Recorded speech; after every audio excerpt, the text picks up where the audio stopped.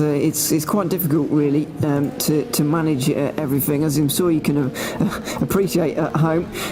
Daniele Primavera, meanwhile, has just gone a tad bit quicker, not very much quicker, I would add, but he has gone slightly quicker with a 56.1 there. Once again, there's thousandths of a tenth improvement there, really, rather than any major gains for the Italian driver. But he's still on provisional pole position for Musto GD Esports. I'm sure they'd rather their other car was up there, really, though, because that's the one that we're forecasting to be fighting for the championship. 4th place in Indianapolis, but according to accounts from other drivers we were speaking to yesterday in practice session, or in the practice session, I should say, I think that Musto have got a little bit in the tank. They didn't have, I think they had an accident going on to the oval with a bit of a miscommunication kind of accident with one of the prototype cars, and so they went into the wall, and their race was well, not ruined, but it was always going to be difficult for them to score any kind of good result from there onwards. But they're certainly going to be wanting to defend their title. They've got some very, very high-class teams around them, though. Guys like HM Engineering, Pescara, DASSR Lab, Wood of Sim Racing, and further down, Juicy's Motorsport Club, who got the pole position in GTE Indianapolis and proceeded to finish last, which shows how close it is in GTE.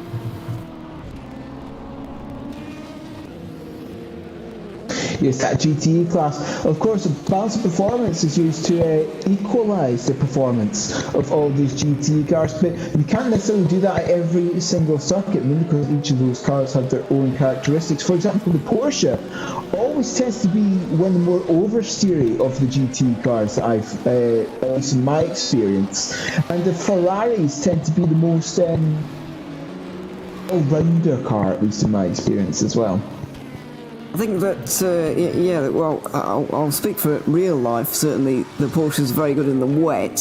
That's a very well-known fact from, if you pretty much watch a Porsche anywhere, it's probably going quite quickly in the wet weather conditions because of the way they hang the engine over the rear wheels or out the back completely of the car. It's almost not attached, how far out the back of the engine is. But these days, it's moved forward ever so slightly. It's a mid-engine car now, the GTE, the 911 RSR is a mid-engine car now, and so I think I would agree. I think it is still a little bit unstable compared to the others, but the Ferrari very flat-footed, mid-engined as well. But I think it's a little bit more evenly distributed, really. And you can, although in my experience, I found it a little bit too understeery sometimes. I don't mind an understeery car, but sometimes even for me, it's a little bit difficult to manage. But I suppose if you get the right setup on, you can make any car work anywhere, really. If you know what you're doing, of course. Yes, knowing what you're doing is about 90% of the battle. Well, I've found in everything. The battle in endurance racing. Yeah, well, yeah. Now I realise that's kind of a stupid thing to say, but you know what I mean. You do kind of need to be accustomed to what you're driving and so on. But it doesn't matter. It's only been an hour and a half, and I'm absolutely going down the toilet at the moment. God knows what's going to happen over 12 hours tomorrow, but yeah, we'll find out, of course. Make sure you tune in. We'll see. Midday European time, as always, as we've got just over half an hour left in this session at the moment. I haven't spoken about the prototypes for a few moments time, but I can assure you that nothing has changed at the front of the order for them. Actually, in LMP2, surprising amount of lack of changing, I would say. Daniel Visner still leading by 0.8 of a second. David Koloksai ahead of James Zuber, and then Roland Zooks is next for the Diak Hackers car, number 95. So not much change in LMP2. I'm not really sure what that's down to.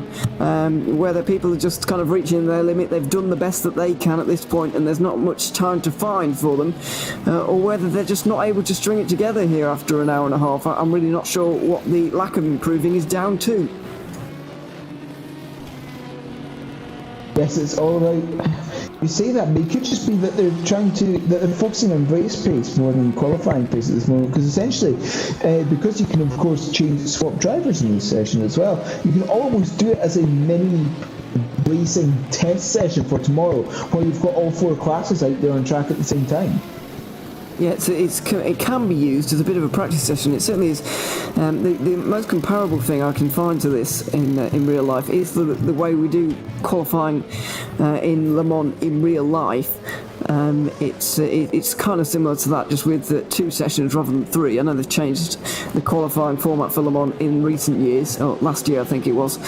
They changed it around, but they do tend to use that a little bit for practice, and you can do the same here. The difference is with the normal practice, obviously there is a practice server that's out all the time, but it doesn't always have 33 cars in it, and particularly for a prototype driver, it doesn't always have the amount of GTs that we have in the session right now. So it is certainly good practice if you just want to get to practice at lapping cars, because the only way you can get better at multi-class racing is to do multi-class racing. So I think this is a perfect opportunity for you to do it, even if you can't improve on your qualifying time. There's every reason for you to be lapping out there at the moment. And just having a look while we were looking at the 007 Pro Sim LMP2, the Porsche GT in the background got zunted by a hypercar, and the Pro Sim car coming down towards the S's.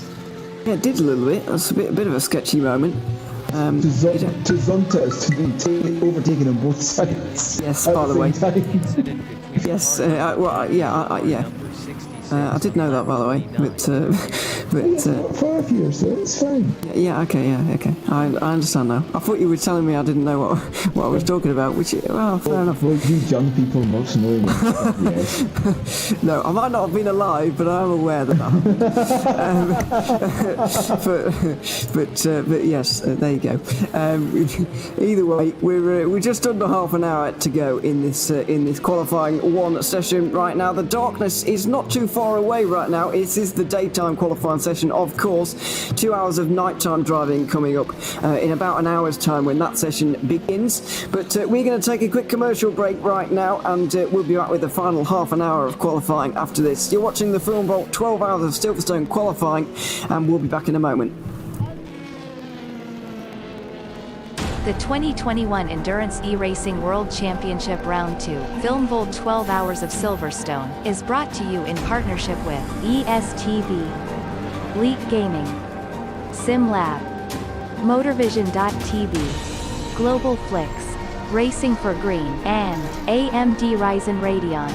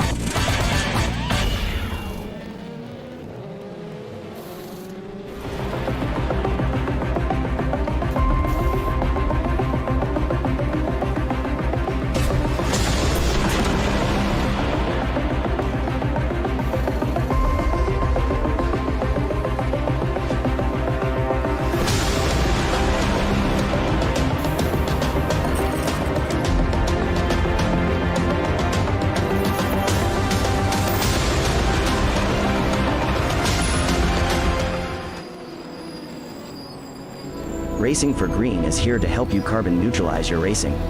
By planting new trees, Racing for Green offers to make your racing carbon neutral. We already have the calculations, contacts, infrastructure, deals and solutions ready for you to easily buy carbon neutral laps on any racetrack.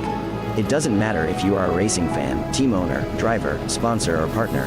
Anyone can buy CO2 neutral laps in the Racing for Green webshop and trade CO2 emissions for New Forest. Racing for Green.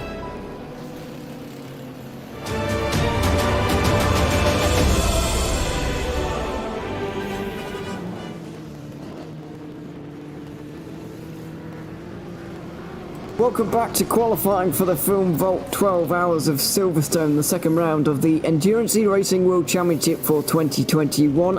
And we're getting ourselves set up in the final half an hour here in the UK.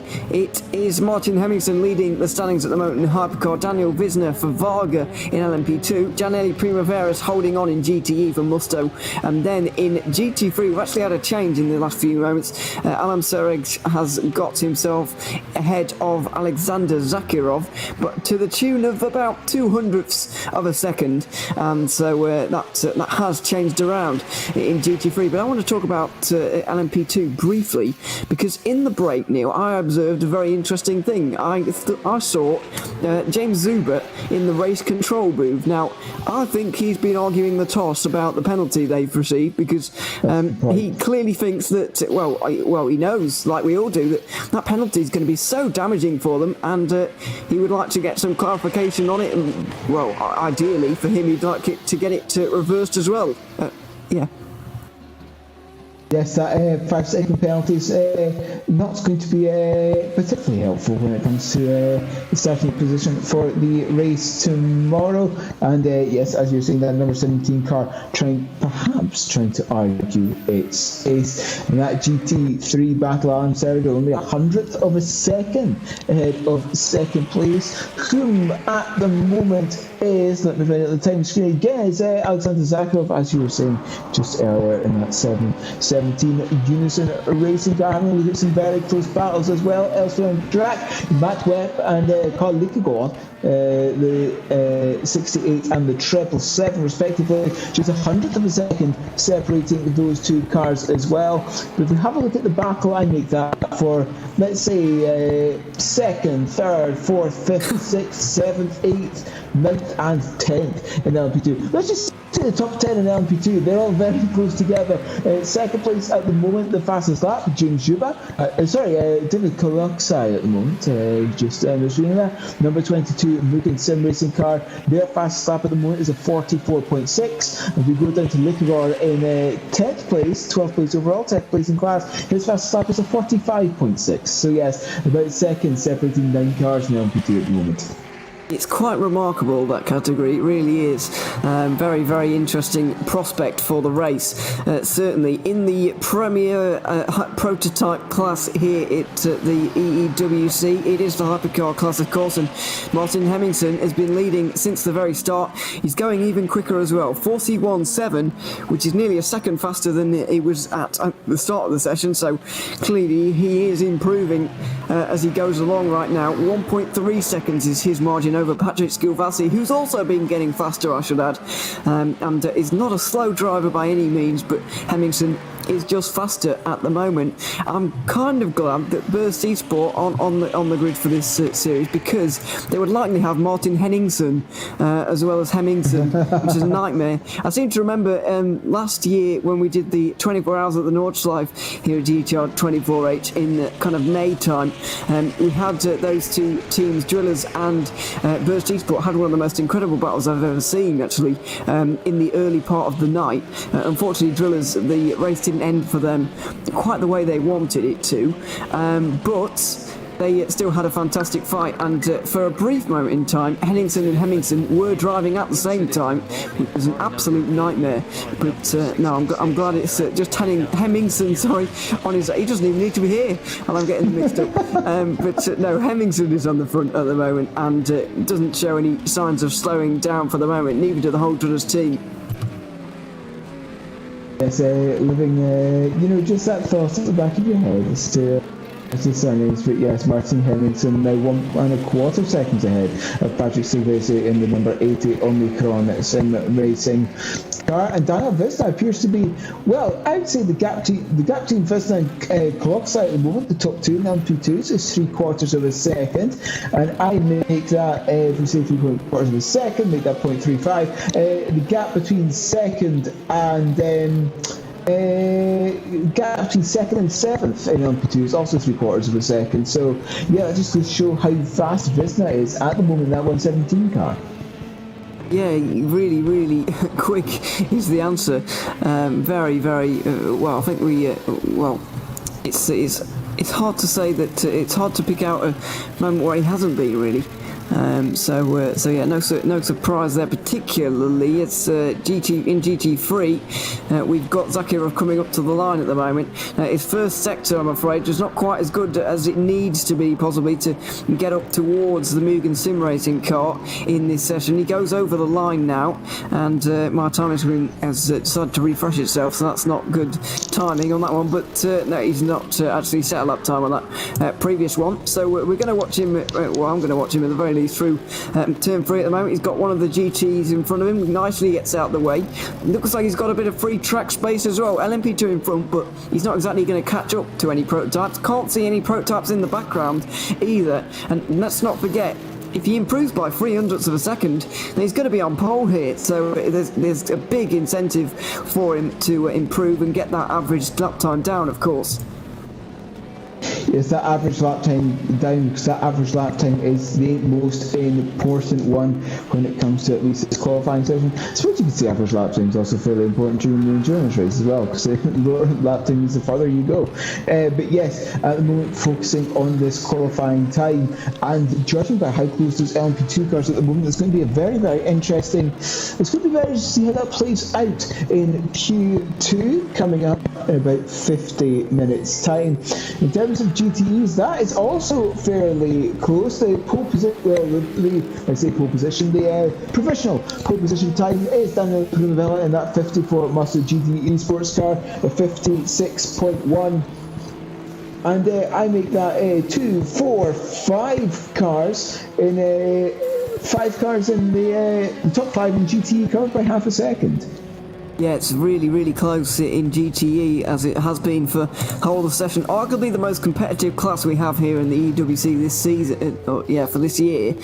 Yeah, very, very good to watch that category indeed, as Zakirov, despite the fact he had a lot of clean air there, is pulled off to the side, letting people through, and now I think he's going to go again through the chicane. The Mugen Sim Racing car at the moment is bouncing across a curb, and it's going towards Maggotts and Beckett's at the moment, seeing if maybe Adam Soreg can improve here, although he's not setting any sector times, which suggests to me that maybe there isn't going to be a lap time for him across the line here. But given these two are so close, I think it's really all to play for in qualifying 2 between Mugen and Unison. We can't draw much from this session, really. We just know that it's going to be really, really close, and we kind of already knew that from Indianapolis. It came down to the very final hour. I believe there were 4 cars until the very final minutes, separated by less than 30 seconds, which is remarkable after a 12-hour race.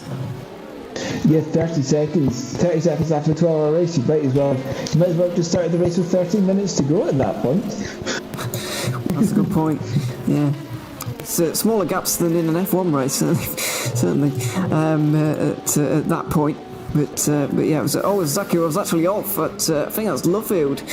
He's just gone off. Don't know quite how he's managed that, but that's not going to be particularly good news for him, because yeah, he's not going to improve on this lap time. Certainly, he's 12 thousandths down at the moment. He has actually improved. Well, we weren't looking, not in the recent times, but in about half an hour ago, I think he improved. But it's only 100th quicker than where he was before. So there's not exactly a big stride forward there for Zakirov. He's going to need just one more tiny step forward in terms of his lap time, and he will take provisional pole here. But as I said, it might not matter too much, even if this is second or first. It might not matter in terms of the situation of the race. I think they're going to stay very close anyway, but also in terms of qualifying too, because if one of them beats the other by a tenth, then whoever's taken that session out is going to be on the pole position, because it's so close. It almost negates the effect of Q1 here.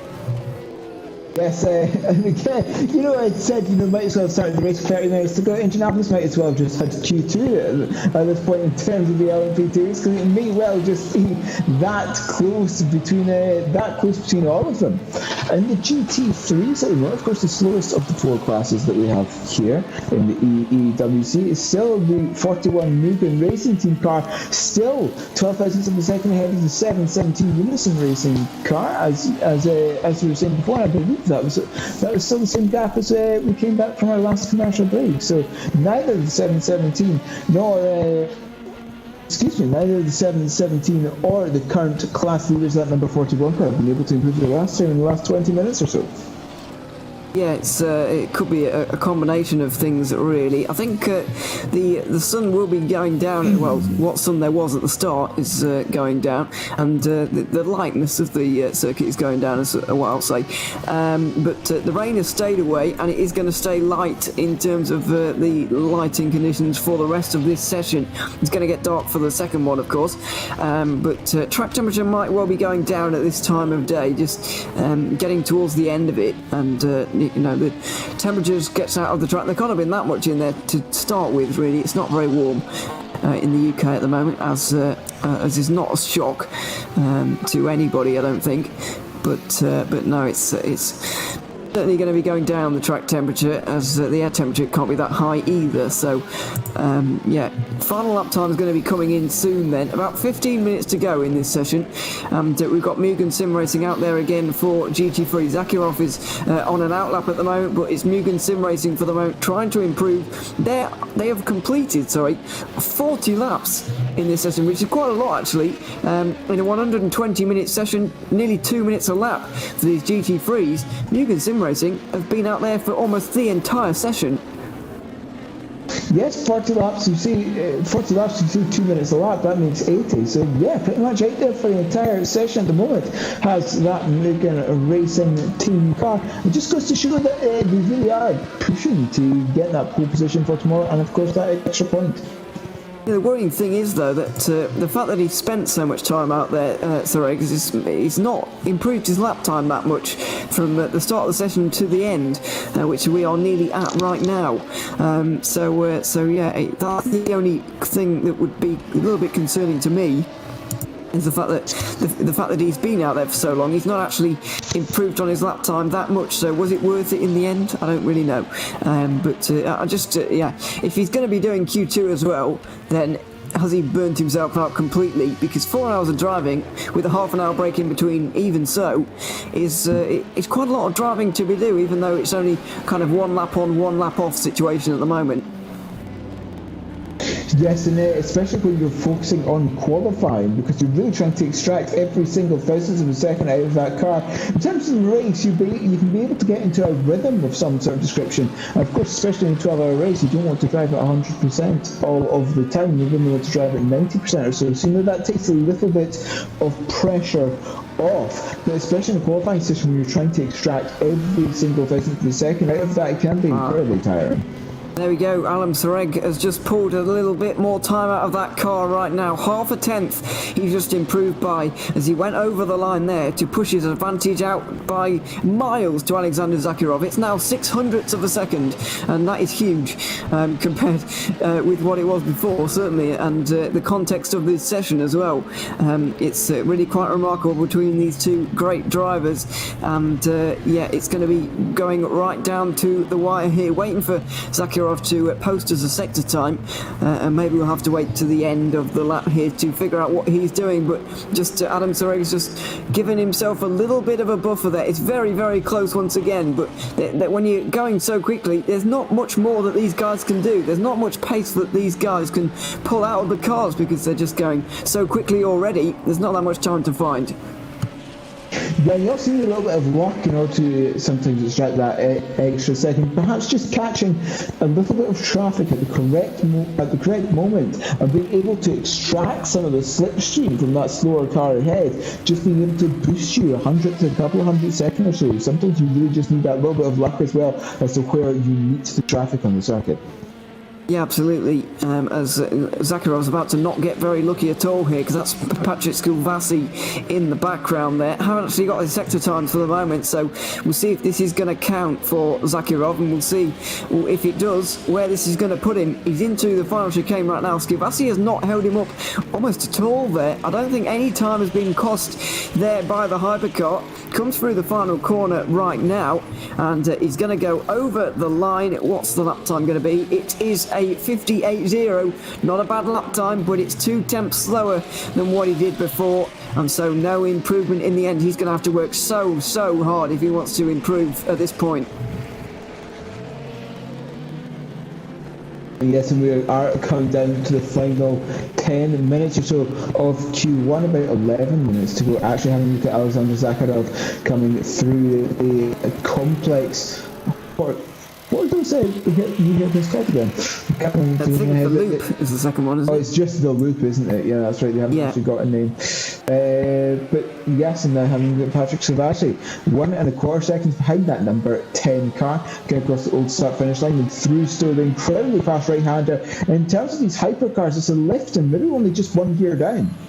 Yeah, very, very fast, very committed corner is turn one, called Abbey, and I don't know why, because there's no Abbey nearby, near the corner, and there's no farm at turn two either, so I don't know what that's all about, but there you go, that's what they've decided on the new corner names, when this track was kind of rebuilt and revamped a little bit to, I think, improve it, but I know Neil thinks otherwise, but, you know, I think... Abbey was always there. That was something in the chicane that went left. Oh yes, that's right. At turn one before the redesign, Farm and the Loop and Aintree, the three completely new corners that were named. Yes. That is true. Forgot about that. Obviously, we don't have a bridge anymore to go under. Well, there is a bridge on the Willington Straight, but you don't get a corner called bridge as Sakharov goes round at Stowe. Quite a nice 360 in the end. He was able to spin it around and get out of the way of everybody else. There's a lot of impending traffic there. He's able to get out of the way of, and he's into the pit lane now. So that'll be a new set of tyres and a bit more fuel for Zakharov before he can try and improve once again. I'm afraid that's it. All I've got time for here tonight. I'm afraid I've got to jump off for the next few moments, but I'll leave you in the capable hands of Neil Heatley for the next few moments. I know that Alex Goldsmith's going to be here before long as well, so I'm sure you will enjoy the show, everybody watching. But until then, I will see you tomorrow.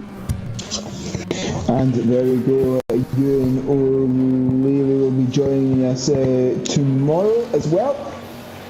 Of course, the race beginning at 12 p.m. midday Central European time as we're running into the final 9 minutes or so of Q1. Having Adam Serga in the number 41 Mugen Sim Racing car as it stands at 1:57.7, the fastest lap currently set by that number 41 car. And really we're going to be looking at the final runs for all of these cars as they're setting up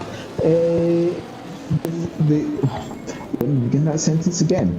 We're going to be looking at all these cars are going to be looking at their final run in Q1. The track is as rubbered up as it's going to be in this session, and of course that means a little bit more grip and a little bit more speed as Serga is coming through the loop and down through Aintree. Now that again, left-handers pretty much flat out in everything, but you've always just got to be a little bit careful that you don't take too much of the inside curb at Aintree because it is raised. It's almost like a mini sausage curb there on the inside of Aintree, and that can just unsettle your car a little bit too much and shoot you off to the right hand side, to the outside at the beginning of the Wellington Straight, and then coming through Luffield now, and then through the fast right-hander back onto the old start-finish straight, and then Cops is the next corner up. And look how much the track Serga was using there, coming through that right-handed kick on the old start-finish straight. The rules here, you've got to keep two tyres within the white lines, and of course he was just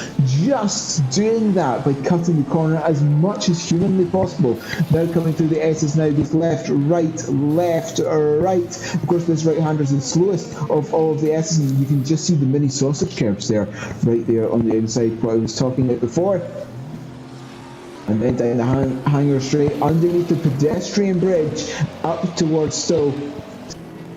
Again, this can be a very, very difficult corner actually because it's up a hill and it's completely blind the exit. You've just got to kind of trust where the exit is each time then diving down the hill to the club chicane, which he's not going to take because he is just peeling into the pit lane. Tuesday on P2 is Yuri Toman now in that set 117 Vargas Sim Racing car, taking over from Daniel Bisna, and he will be just finishing off that session in the Vargas Sim Racing car. In terms of GTEs, it is the number 54 Mr. GT Esports Stanley Primavera still in the lead there, and of course Adam Serga in the lead of of the GT3 class as it stands. Having a look at some close battles on track, at least in terms of timing. You're not really getting any close battles at the moment. It's all about those times. It's all about looking at that time board. Having a look at the gap between second and third in the LMP2s at the moment. David Kolitsai in 22 American Sim Racing car, and James Juba in the 17th. And there's just a tenth of a second separate two of them, and there's a tenth of a second separating Juba, Chris Gonzalez in the 334 Fair Racing Team car, and Roland Zeus in the 95 DEAC Hackers car. Just a tenth of a second separating those three for third, fourth, and fifth. But you've got to remember that 17 car does have the 5-second penalty to its lap time from this session. Having a look a little bit further down the grid, have we got any interesting battles at the moment in GTEs? Indeed we do. Of course, we have been talking about that lead battle for at least for first place in Q1 between between Primavera and Jorge San Andres, the 54 and the 51 throughout this session. Also having a little bit of a further look down between 4th and 5th in the GTE class as well. We've got number 53 Mustard GTE sports car, Giuseppe De Fuoco, currently driving that just 600ths of a second ahead of the DIS number 45 car. And in terms of GT3s, when my timing has refreshed again, in terms of GT3s, well, that's a little bit more open. In terms of the timing, the closest one there is between Callum Wilson, the 404 Glam Racing car, and Sebastian Hove in the 13 Danish Racing League car. Just 200ths of a second separating those two cars at this moment in time. As we're now going down, you can see in the timing columns how many times are flashing blue, and if it flashes blue, it means that they are in the pit lane.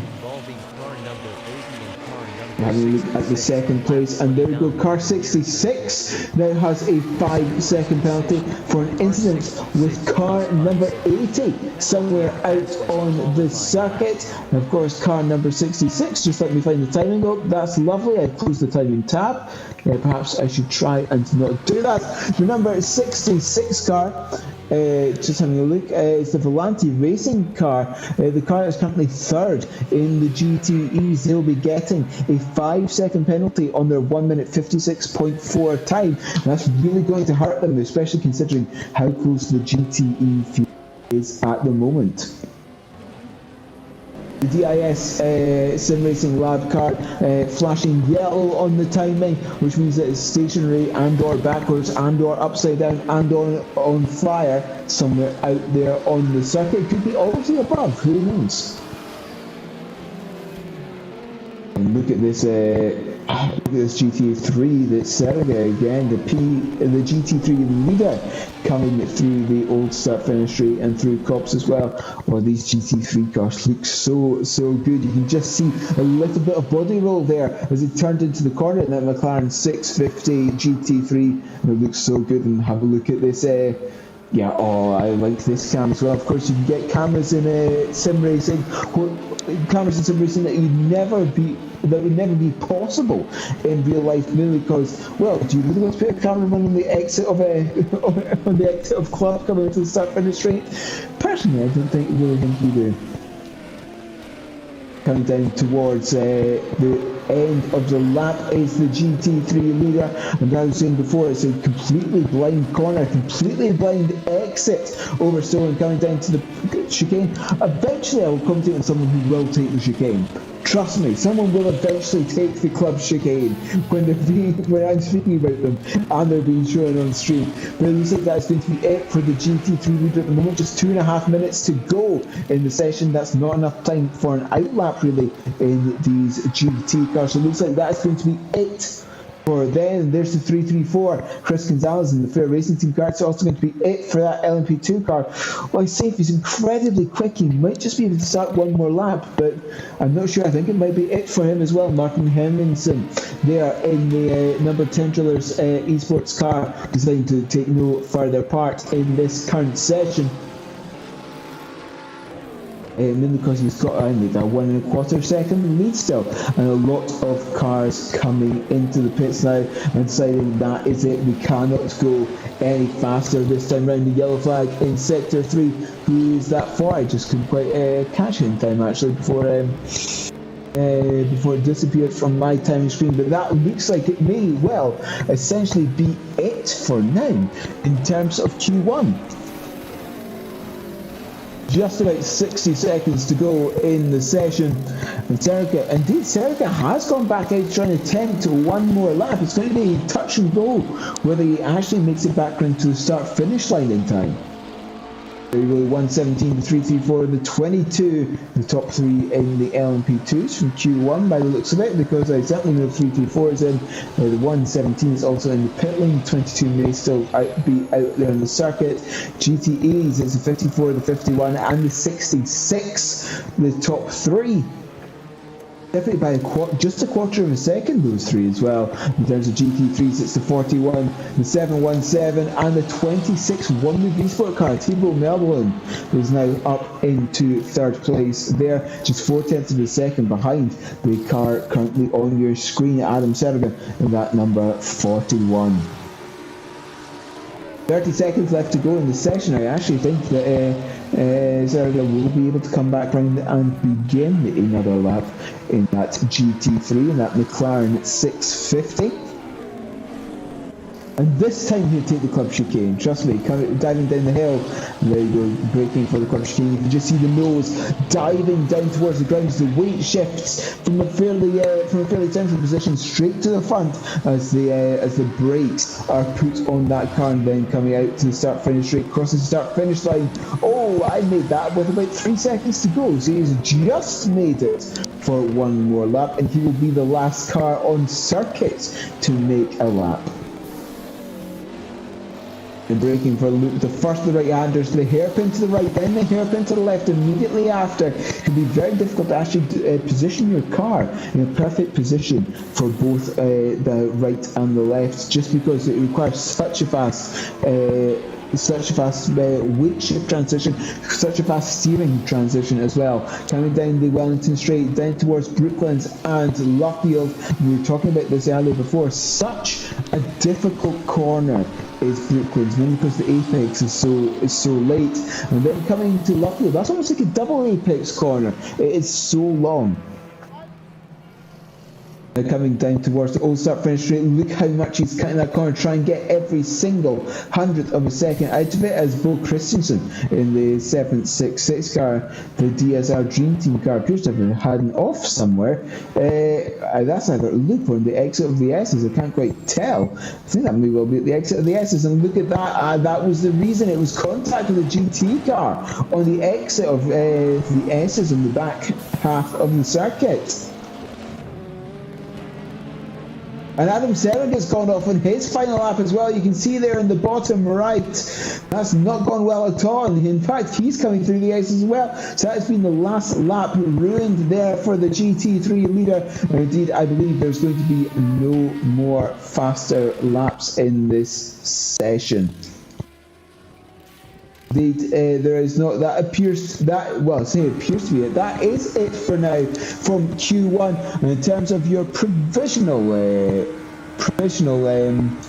timing, is Martin Hemmingson in the lead of the hypercar class, number 10 Drillers Esport car. In the LMP2s, it's Yuri Toman in the 1:17 of Vargas Sim Racing car. In terms of the GTEs, it's the number 54 Muscle GT Sports car with Daniel Primavera driving that. And in terms of the GT3s, it is Adam Serga with the 41 Mugen Sim Racing car. So that is it for Q1 from here at Silverstone. So we're going to be taking a short break, and join us in about 15-20 minutes for Q2 of the Film Vote 12 Hours of Silverstone.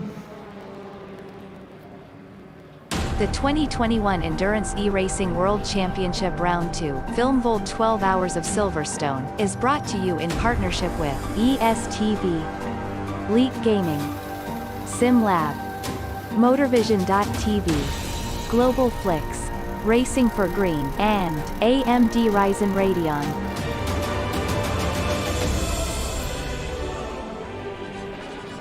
Racing for Green is here to help you carbon neutralize your racing. By planting new trees, Racing for Green offers to make your racing carbon neutral. We already have the calculations, contacts, infrastructure, deals and solutions ready for you to easily buy carbon neutral laps on any racetrack. It doesn't matter if you are a racing fan, team owner, driver, sponsor or partner. Anyone can buy CO2 neutral laps in the Racing for Green webshop and trade CO2 emissions for New Forest. Racing for Green.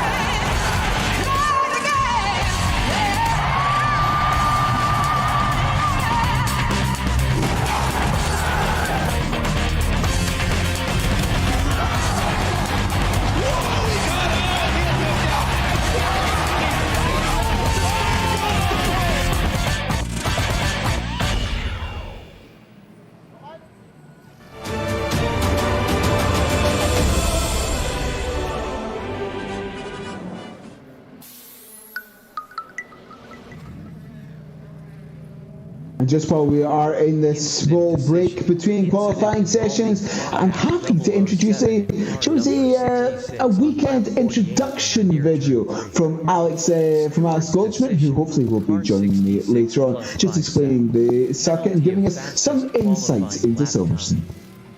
Hello everyone and welcome back to GTR 24H as we preview the upcoming second round of the 2021 Endurance E-Racing World Championship here on GTR 24H, the Film Vault 12 Hours of Silverstone. My name is Alex Goldschmidt and alongside me as always Yusuf bin Suhail.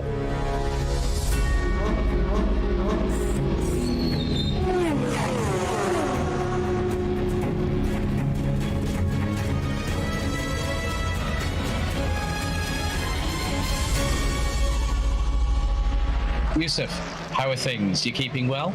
Yeah, I'm keeping about as well as I can do. We're into February. It's cold. I'm cold.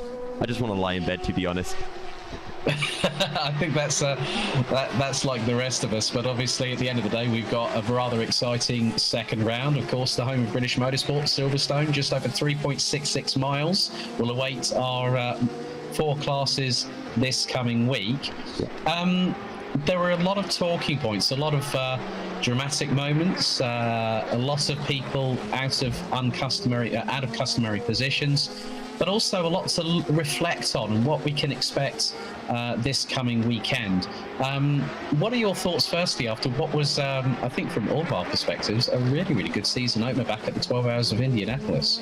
I'm going to be honest, I'm kind of glad that we moved it down to a 12-hour race, because if that was a 24-hour race with that same kind of amount of action per hour, my heart would have gone. It would have been over, because there was so much drama that came through for so many, different drivers, for race leaders in various classes, which we'll get onto later in the show. But it was absolutely great, fantastic way to get back into the action, and Indianapolis gave us, a great race to watch.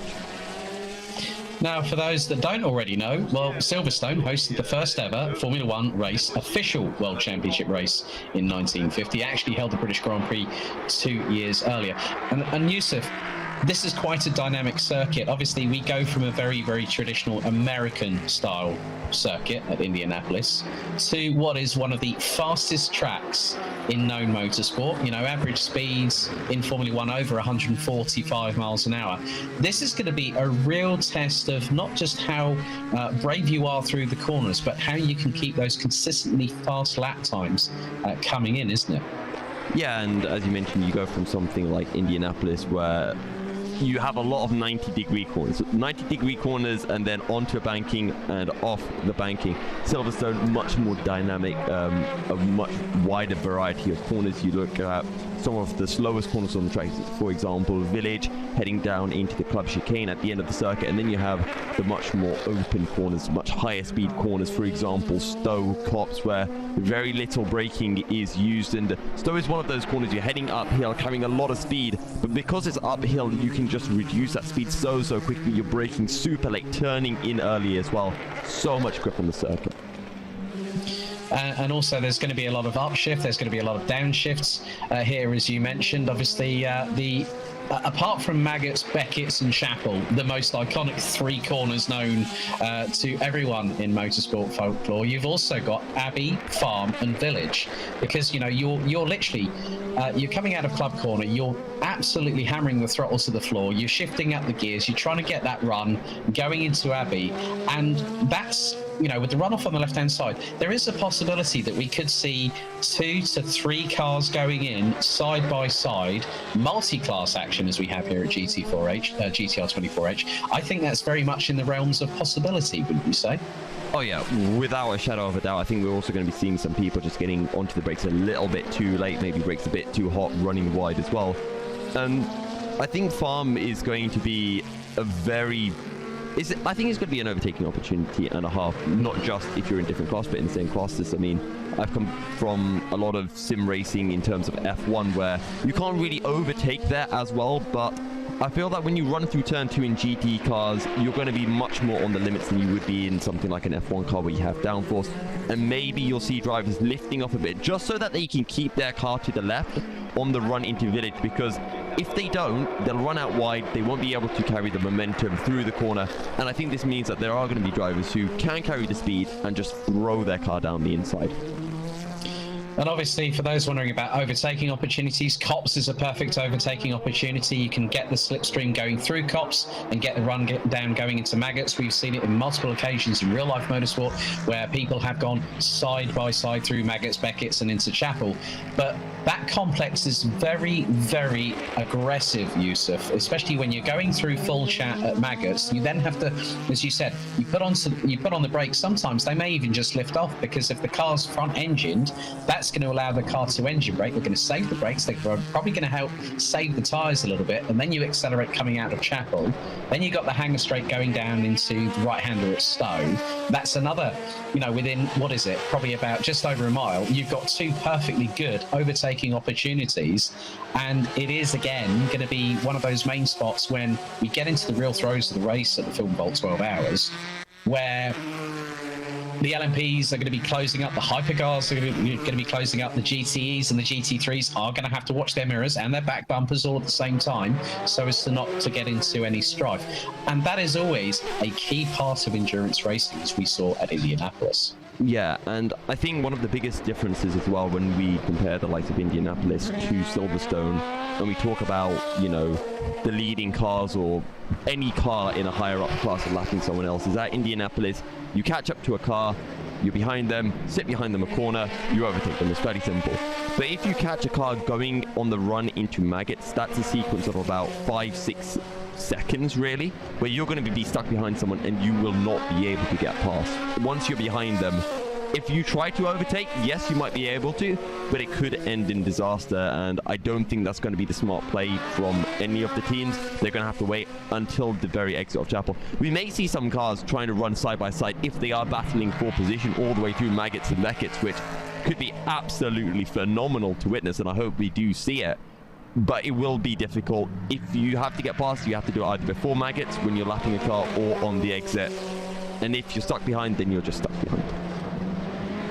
So, without further ado, let's have a look back at some of the the dramas that unfolded between yourself, dramas that unfolded that you, myself, Austin Puhaka, Ewan O'Leary as well. We did at times have our venerable producer, Mr. Peter Muncombe, on the broadcast as well, giving us the weather insights. But obviously, things are looking rather interesting. First of all, let's turn to Hyperclass, of course. Pinsim Drillers Esports leading the way.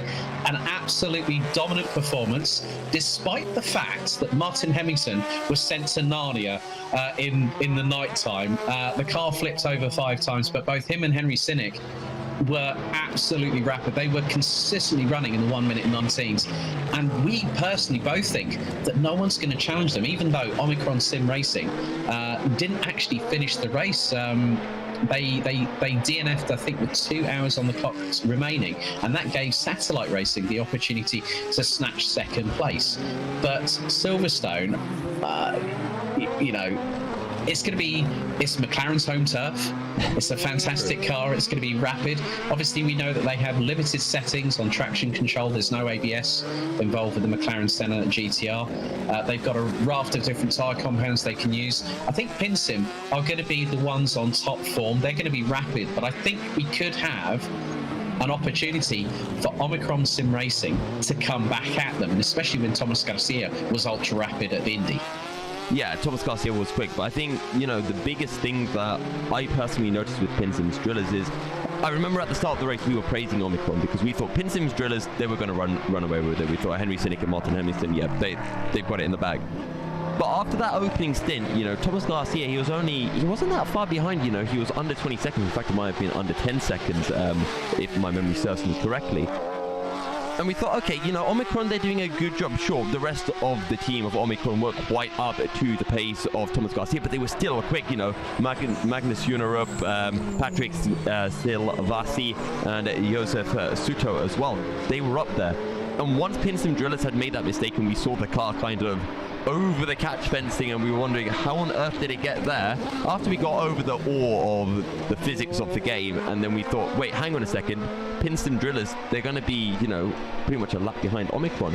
That's when you then saw Henry Sinek and Martin Hemmingson really showing their pace, and I feel that what we saw at the start of the race was Henry Sinek and Martin Hemmingson just playing it chilled, making sure they didn't make any mistakes, making sure they didn't get any cut tracks, etc., etc. But once they pushed, my God, were they absolutely flying. I think they were going probably about half a second to a second a lap quicker than what they were able to do before. So I think it's going to be very difficult for Omicron to challenge them. It's possible if something happens to Pinsim Drillers, but I personally don't see it happening. I think the driver that we have to feel the most sorry for is Thomas Garcia. Both times he gets into the car, the previous driver, whether it was Silvasi or Suto, had an automatic drive-through penalty as designated by race control. So Thomas had to come out of the pits and then instantly, within the next 3 laps, serve a drive-through penalty. And then I think, the bubble had sort of burst. I think Thomas, he was rather upbeat after everything had happened in qualification on Friday night, but then Saturday just really sort of turned a different page of that chapter. But then you had the likes of Liam Rance, Ryan Nash, Ryan Walker, David Nichols and Marco Rodriguez at Satellite Racing. They were able to pick up second as a result of Omicron. But I think that Omicron now have an opportunity to dust themselves. They've had plenty of time, they've had plenty of team meetings, a lot of practice on the track, getting ready for Silverstone. I think we could see that Omicron could bring the fight to Pinsim Drillers Esports, but I don't think they're going to be enough to one-up them this coming week, if I'm honest. I think when we spoke as well to Thomas Garcia, I think we spoke to him at the end of qualifying and maybe during the race as well. I think he was very down to earth about the whole situation. He said, this is Pinsim Drillers, we're talking about Henry Sinek, Martin Hemmingson, and I think he was pretty frank with the fact that we aren't going to beat them. Maybe if something happens, we can beat them. And he said that his goal was to kind of close the deficit to them over the course of the season. Get closer and closer to that pace, and then maybe at the end of the season, if they've improved enough, they can have a chance at battling. So I think Omicron, yes, they're going to be disappointed with that 3rd place result, but I think they'll also take the positives from that race and know that, look, Satellite Racing, all they have to do is just finish ahead of them, make sure they don't make any mistakes, and I think their target will be just to take that 2nd place spot. Indeed, and then we go on to LMP2, an absolutely dominant display by the 117 team of Vargas Sim Racing. Insanely quick, won by overlap. You had the likes of Marcel Sinsik. You also had David Wisner and Gilly Toman. You know, an absolutely dominant display from them. You had Ramada Motorsport in the number 57, rounding out the second, you know, the runner-up spot, and then of course we had Fair Racing Team rounding out the top 3.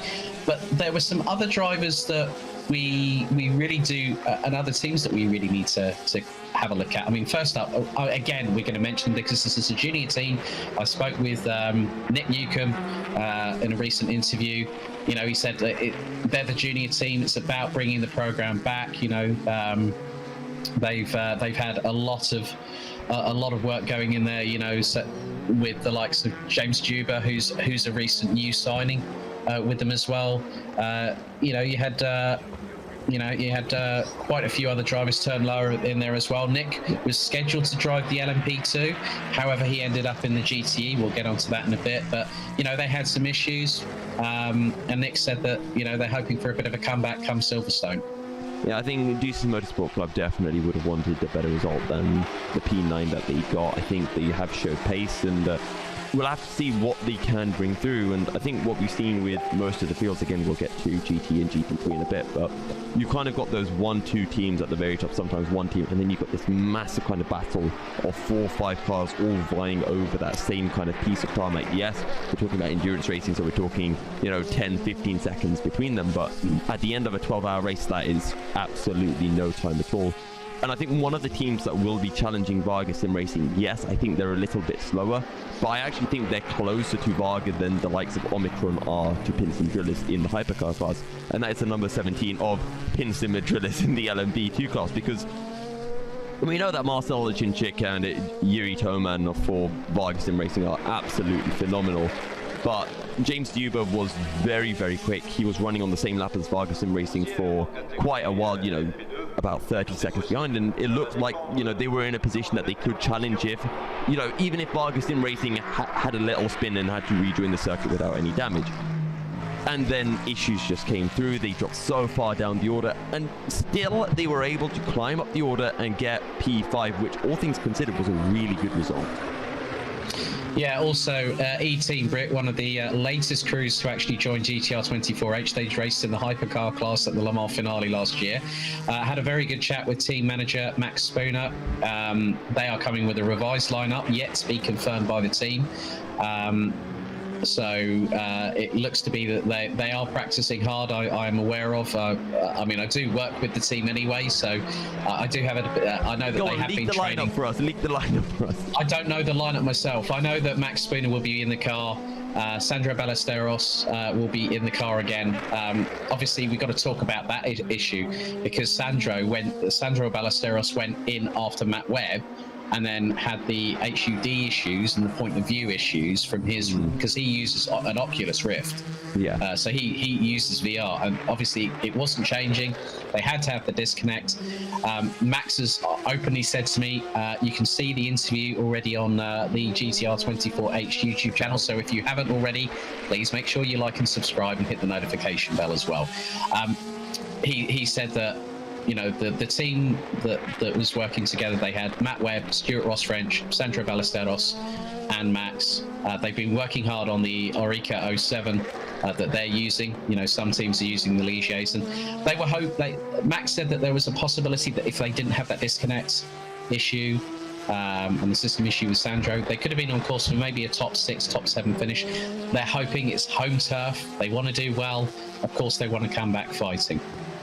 Yeah, and I think, you know, we did see when E-Team Brit didn't have their issues, their pace on its own was fairly quick. But one thing I want to feel, you know, on the flip side is, even after they got those issues sorted, we still started seeing some other issues coming through, whether that was driver or, you know, out of their own control. But we saw them in the grass at various times, again, having to be in the pit. So we hope that E-Team Brit can keep it clean, can keep it sensible, and can get those consistent laps in, because there is no doubt that they're going to be in the top end of the field. Yeah. Now we turn to GTE, hotly contested, and it's good to see that the old guard, the Callaway Corvette C7R of the 959 of the likes of Jordan Weeks, Ferris Stanley, who clearly sounds like a NASCAR driver, Philip Klaus, and Craig Baxter, amongst others. You know, they did a fantastic job. They kept really going well. You then had Pescara ADG, the all-Italian crew, in the C8, finishing second. You know, their pace was still very good. A very different configuration, obviously mid-engine rear-wheel drive as opposed to the front-engine rear-wheel drive version of the C7. You then had DIS Sim Racing Lab in the 45 Porsche. You know, they were really pleased to hit the podium. You know, GT3 alumni. The whole team seems to have gotten close to Andy Kirsten's pace.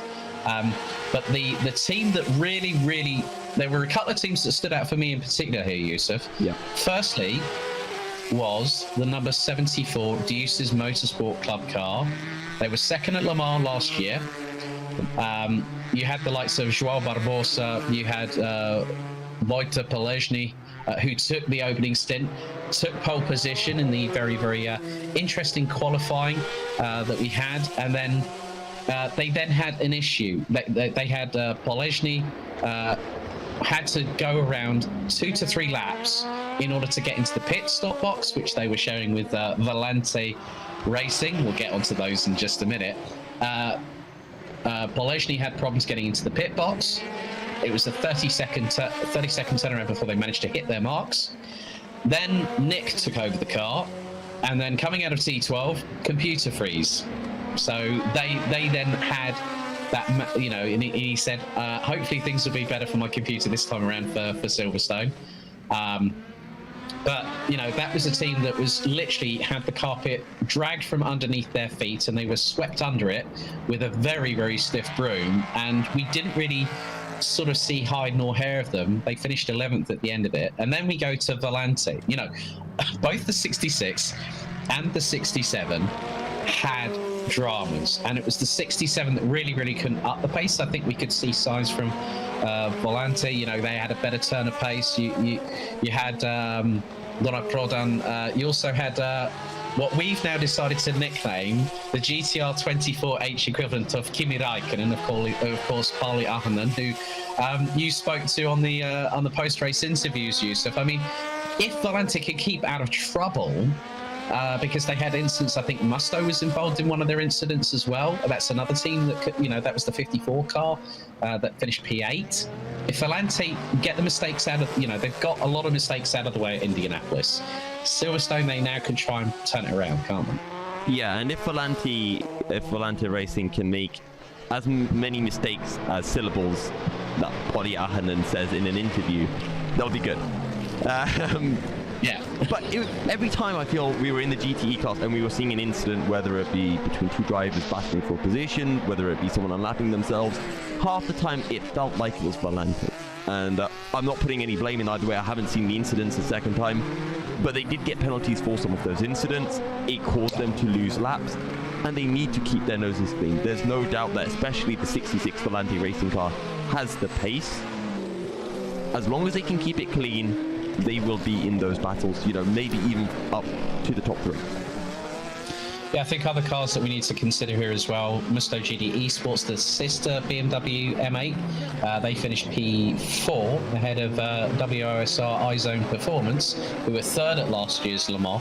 They were right, you know, those cars were right in the middle of the battle, and they, you know, both teams could have been on course for a podium. Of course, it wasn't to be. You know, we saw a lot of battling at Indianapolis, and with Silverstone, you know, we could see something very different. But yeah, I mean, again, also One Move Esports in the 31, they also had the same problem with pit stops, you know, because it was quite a tight pit lane at Indianapolis, and I would imagine we're going to see pretty much the same thing where they're sharing boxes, having to work on their strategy for Silverstone. But that could be another straw that could break the camel's back, if you understand my phrasing there. Yeah, and I'm glad you bring up these issues with pit stops, because it's something that I didn't expect we'd be seeing, and it is something that ended up happening, and the teams now have to be aware.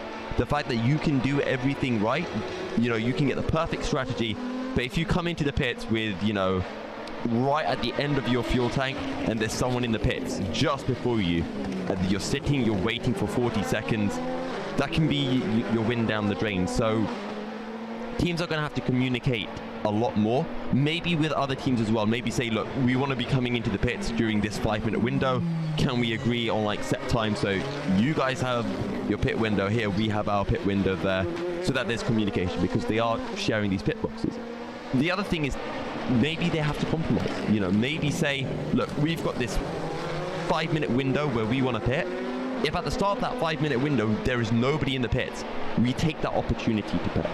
And you know, you do have to kind of bite the bullet and say it's not the ideal strategy, but it could save them a lot of time in a worst possible scenario.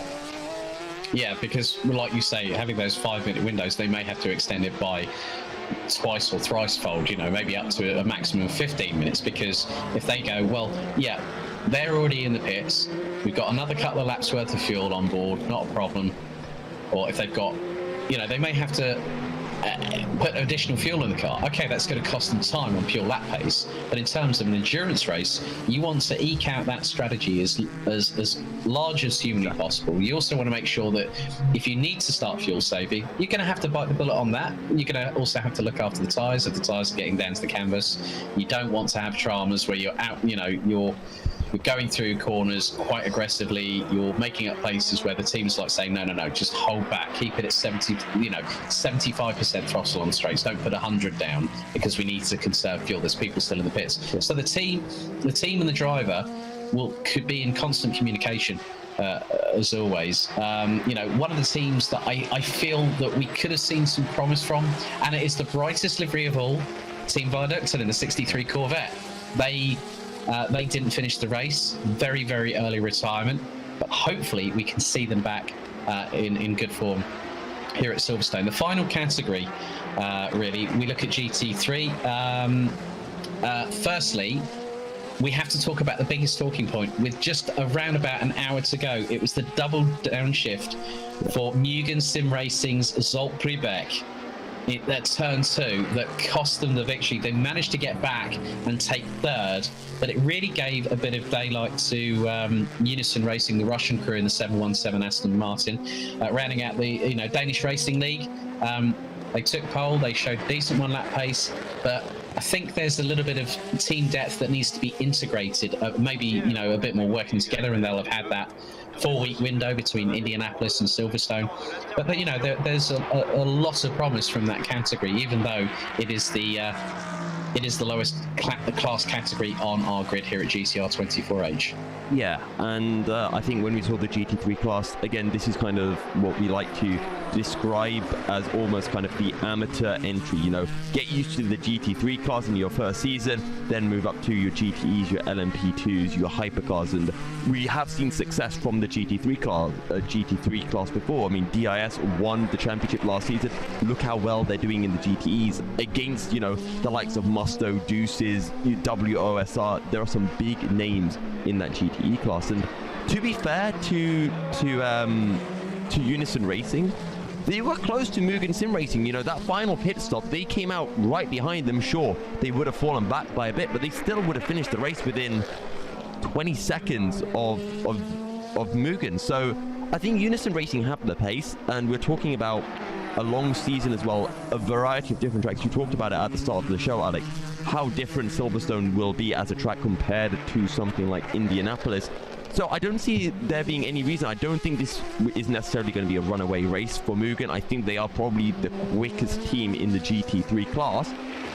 But I think it's close enough that we could be seeing them swapping one way and another. Kind of like, you go back to the likes of 2002, 2007, 2008 in F1, Ferrari and McLaren.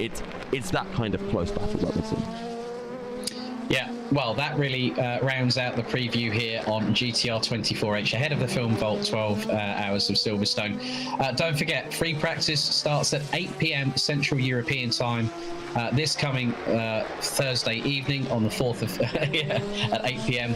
on the 4th of February. Thanks for the heads up there, Yusuf. 7 p.m. for qualifying 1 on Friday night, before qualifying 2 at 9:30 p.m. Central European time, with the Film Vault 12 Hours of Silverstone getting underway on Saturday the 6th of February at 12 p.m. Central European time. Yusuf, thank you for your insight as always. No problem. It's been a pleasure. So that's it from us. We'll see you this coming week for the Film Vault 12 Hours of Silverstone.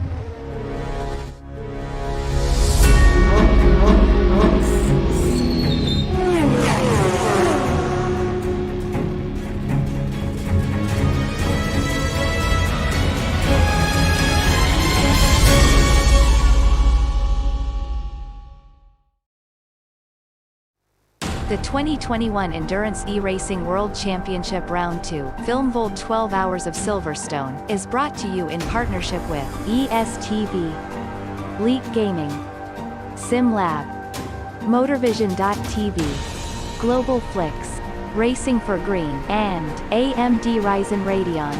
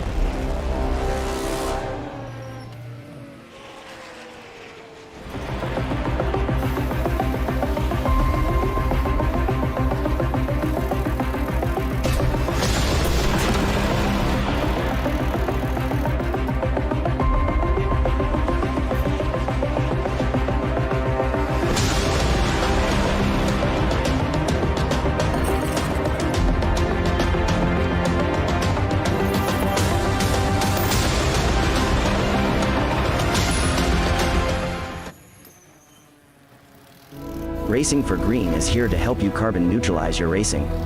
By planting new trees, Racing for Green offers to make your racing carbon neutral. We already have the calculations, contacts, infrastructure, deals and solutions ready for you to easily buy carbon neutral laps on any racetrack. It doesn't matter if you are a racing fan, team owner, driver, sponsor or partner. Anyone can buy CO2 neutral laps in the Racing for Green webshop and trade CO2 emissions for New Forest. Racing for Green.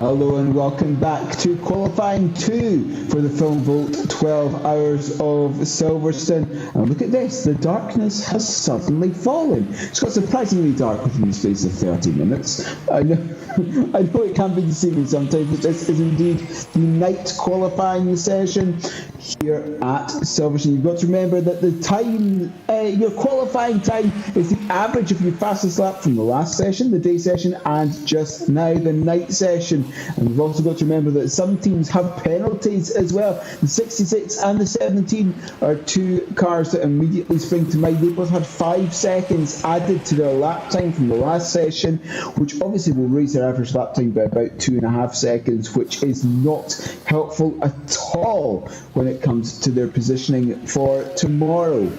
The race tomorrow, of course, begins at 12 p.m. Central European Time, midday Central European Time, and I'm sure you're all smart enough to use the internet to find out what time that begins in your local time zone. Having a look there, I think that's a Jorge San Andres. Indeed, that isn't a 51 car having an excursion somewhere in the gravel, having a rather large excursion somewhere in the gravel, actually. And I don't actually know where that might be on the circuit. Oh, there's also an LMP2 car as well. It's the Treble 7 car. We sat there in that was the reason. That was in the exit of turn 2. It looks like the 51, the Treble 7, came together at turn-in for turn 2. And then a big hit against the Armco on the outside for the WOSR iZone performance car. And there is the number 22 moving sim racing car, Gabor Hevsny. Making his way across the old start-finish line towards Cops, and look how fast that corner is. Almost saw it really. You can just see how much resistance there is at the road. How much he actually has to correct the wheel halfway through the corner as well. As there's a nice lovely cinematic shot of the entirety of the circuit, and here we go back to the 22 car making its way down the hanger straight. Perhaps pick up a little bit of slipstream from the GT car ahead and move to the left hand side of the car, the right hand side of your screen. Perfect for turning for Stowe at the top of the circuit. Again, very difficult to actually spot the exit point for that. Try and spot your acceleration point for that, and there goes Gabor straight into the pits. That's just a little bit of a sighting lap for the number 22 there.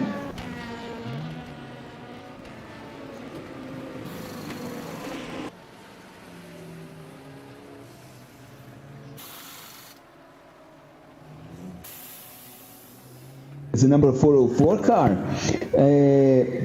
Came up flashing yellow on the timing column there, and that yellow means that he is the cause of a yellow flag somewhere out on the circuit. We've got at least a professional time to have first 10 minutes of Q2, at least for those LMP2s, the 22, the 57 and the 334. But remember, at least in LMP2s, it was 117 that was the fastest car in Q1. And in terms of the GTEs, it's a 54 up on top, like it was last time in Q1. Daniele Primavera again setting that fast lap, that fast preliminary lap.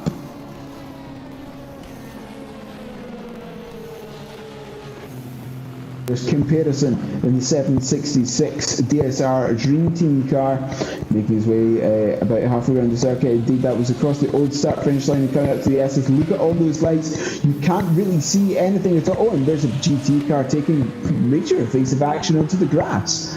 Just turned right about 100 meters too early.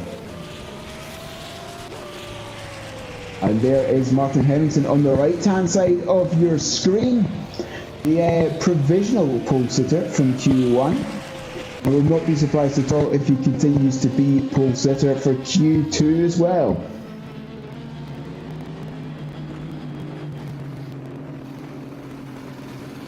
As he's making his way up towards the S's, and he has got a little bit of traffic in front. You can see he's flashing the lights ever so slightly, just so the traffic head knows that the hypercar is coming and is ready for the speed that will pass out. Look at that. Yeah, indeed, the car ahead just took a little bit of evasive action right there on the exit of Chapel,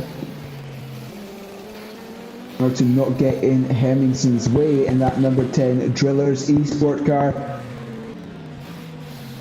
You can just see the pure speed through the corner, the amount of downforce this hypercar has. Oh, you can see the rear end getting a little bit squirrely under braking for Club as well. You can only see a little bit of slew on that number 10 car. And across the line it comes, that number 10 car, and the 42.4 indeed remains the fastest lap. There goes Thomas Garcia in the Omicron Sim Racing number 80, the other hypercar car, taking part in this qualifying session, currently 5.5 tenths behind. Oh, you can see the rear end getting a bit lively on the acceleration coming out of turn 4 as well there on the number 10. So it appears that number 10 is fairly loose at the rear end. Of course, that also helps you particularly with turning as well, because you can start to drift the car up just slightly, get a little bit better turning, and therefore, because you've got the better turning, you can get the better speed through the corner, and that just multiplies all the way through the lap.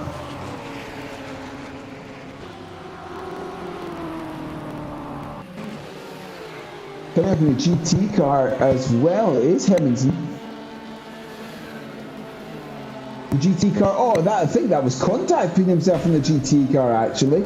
Just saw a pair of lights spinning at an incredible rate of knots. Indeed that was contact between the 22 car and the number 7 Pescara ADG car.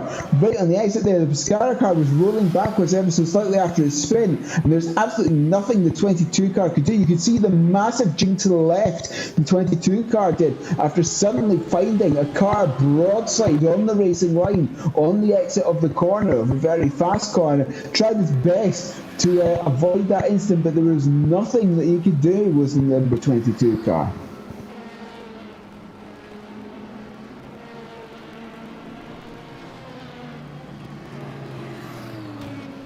And around the top of the circuit now. This is very nice. This is a very nice camera angle as well, actually.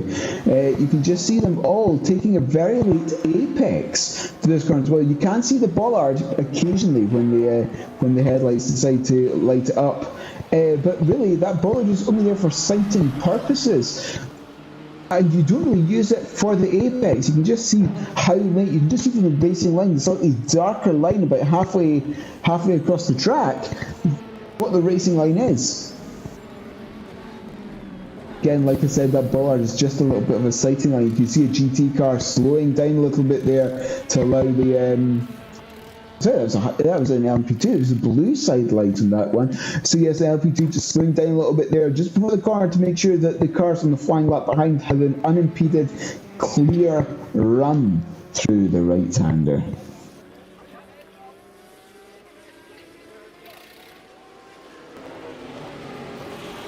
What's quite good about this view as well, you can definitely see some different lines that some of the cars are taking. Some are taking a very late apex, but some are hugging closer to the curb, all the way around the corner. So it's always very interesting, I find, to just sit there sometimes and look at how other people are driving, to have a look at what their driving style is and exactly where they're hitting apeces all the way around the circuit. There's Thomas Garcia being able to close in the gap ever so slightly towards the number 10 car. It's just now 0.524 of a second, where it was 0.55 beforehand. So that gap closing ever so slightly.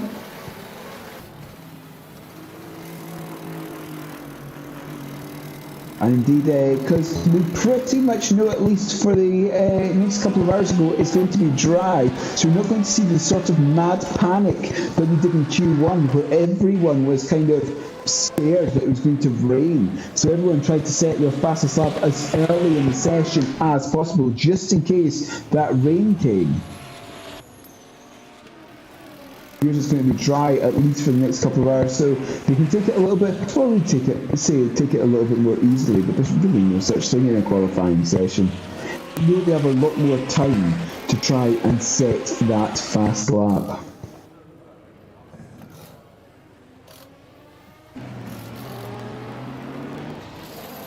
Just see the radar in the corner, a little bit of rain just skirting towards the left-hand side of the circuit, of course that being the west side of the circuit, and not really, that really is skirting. I'm surprised we didn't actually get any rain at all in the circuit. Look how close it came.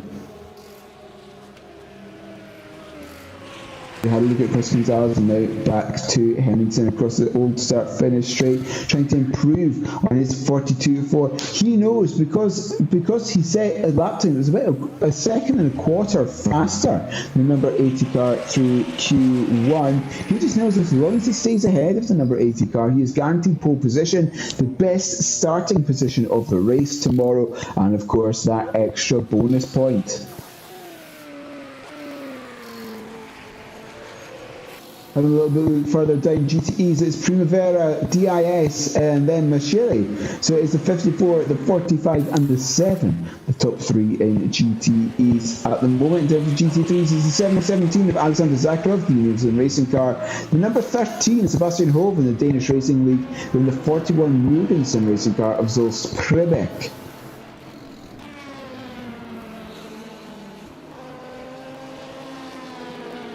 Here's the number 95 car, the DAC Hackers, Roland Zeus. It's a quarter of a second ahead of the number 22 Mugen Sim Racing car as it stands. He's got a lot of time to make up to Yeri Toman in the number 117 Vargas Sim Racing car. Almost a full second to find somewhere out there on the circuit before that DAEC car has a chance of challenging the 117. Look at that, Henderson starting to pull out that gap over the number 80. It's now 9/10 of a second between the number 10 and the number 80 at the very top of the timing sheets.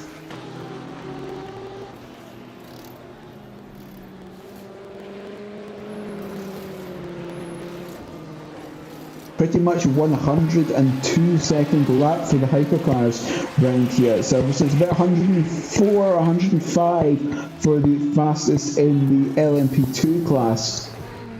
There's the GTEs, it's about 116, so you can really see the big gap between the prototype style cars and the GTE style cars there. It's about 11 seconds a lap round here,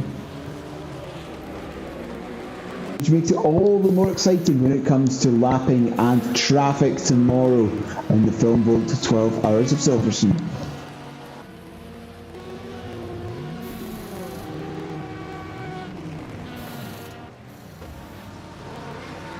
Anything coming in and deciding that is going to be it for this run in that hypercar.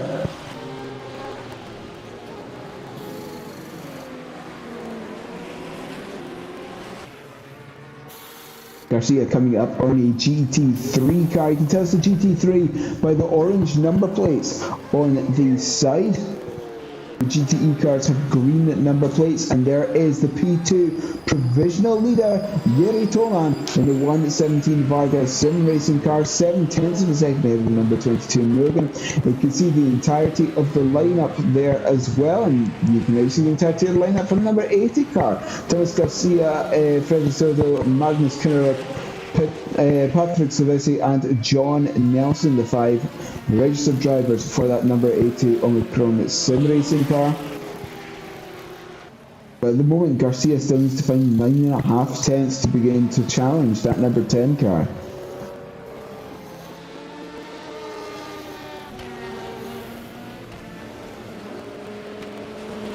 He's certainly not going to do it on this lap, because look, that is the GT traffic directly ahead, and there's nothing the 80 car can do with that traffic. This is to hold on and wait until the hangar straight, and then eventually moves to the left hand side of the circuit and overtakes the GT.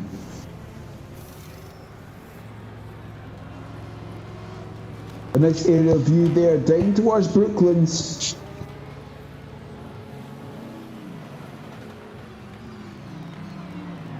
It's always so nice to have these sorts of cinematic shots during the night, I feel.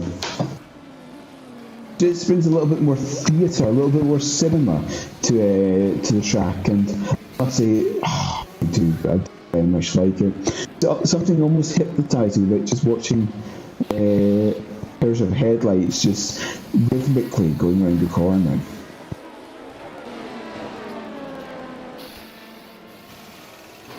"20 minutes gone here in Q2, 100 minutes to go."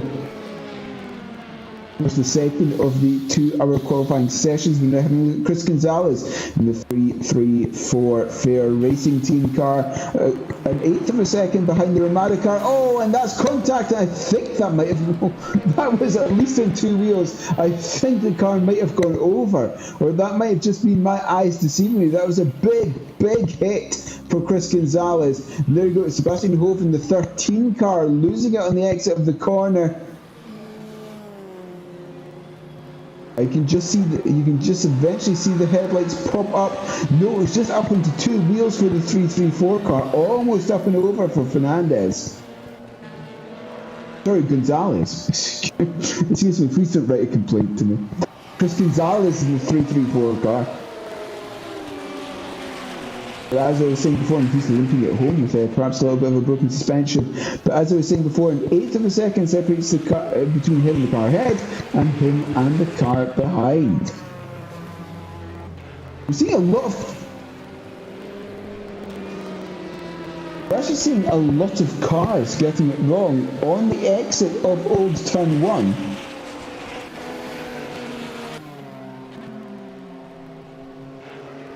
For some reason, we didn't really see that at all in the first qualifying session. Perhaps the dark is just catching them out a little bit. We got Henningsen flashing the lights furiously at the GT traffic ahead, and here is Jorge San Andres, the 51 WOSR car. A lovely bit of slow motion coming to the hangar straight. I believe this lovely bit of slow motion might not be for something good. Oh, this fight is just symmetrical. That's what I thought it was going to be a horrific accident, but no. The incident between number 10 and number 22 now being investigated. And of course, that number 10 is the current leader, Henningsen. And look at that, this is number 46 car, and the LMP2 having a big moment again at Old Turn 1. Oh, and a massive hit for the GT3 car on the Armco on the right hand side. On the inside of the corner there. Of course, we're looking at Henningsen here, the car that may or may not have been involved in an incident at some point.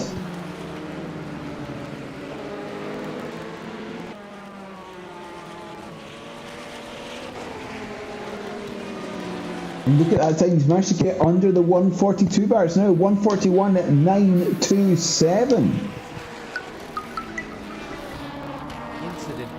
In that number 10 Drillers Esport hypercar. And car number 22 on lap 6 in or near turn 10.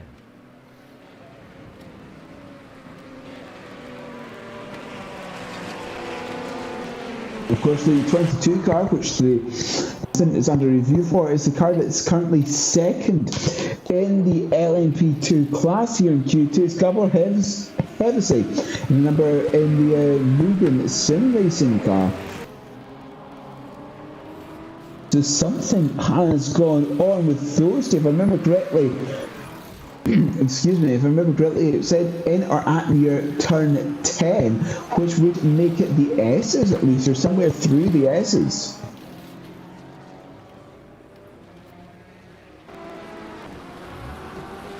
Again, Henningsen making it under the 1 minute 42 bar, 41.927 at the moment for the leader. Incident involving car number 10 and car number 22 on lap 6 in or near turn 10. There is a 5-second penalty for the 22 car on its fastest qualifying lap time of this session.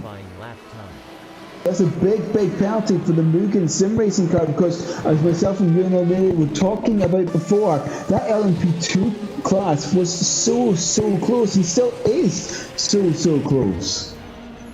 That 5-second penalty is going to have a big effect on the starting position for tomorrow.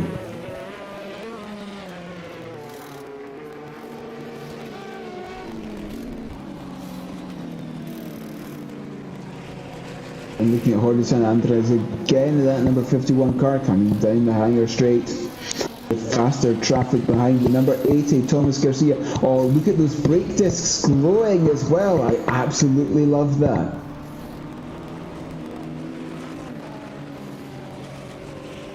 Those bright red glowing brake discs coming through cops. An absolutely incredible sight. Back to Thomas Garcia as he's making his way past GT traffic, to right of one, to the left of the other, before coming towards the end of the circuit. As he driving into the pits, as he takes exit stage left and into the pits.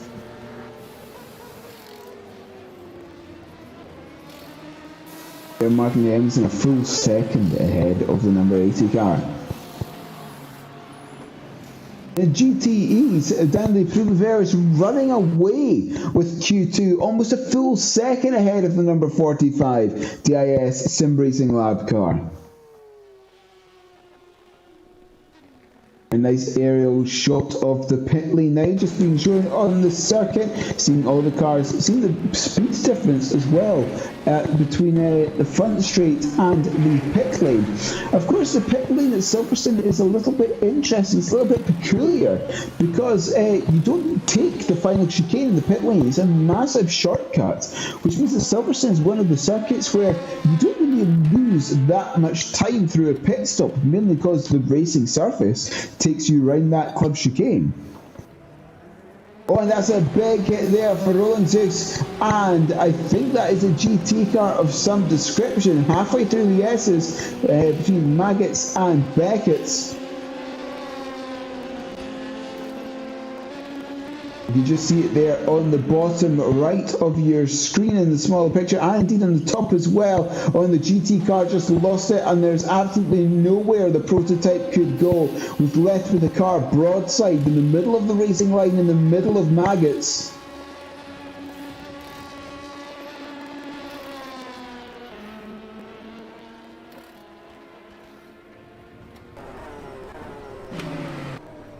And a big, big hit.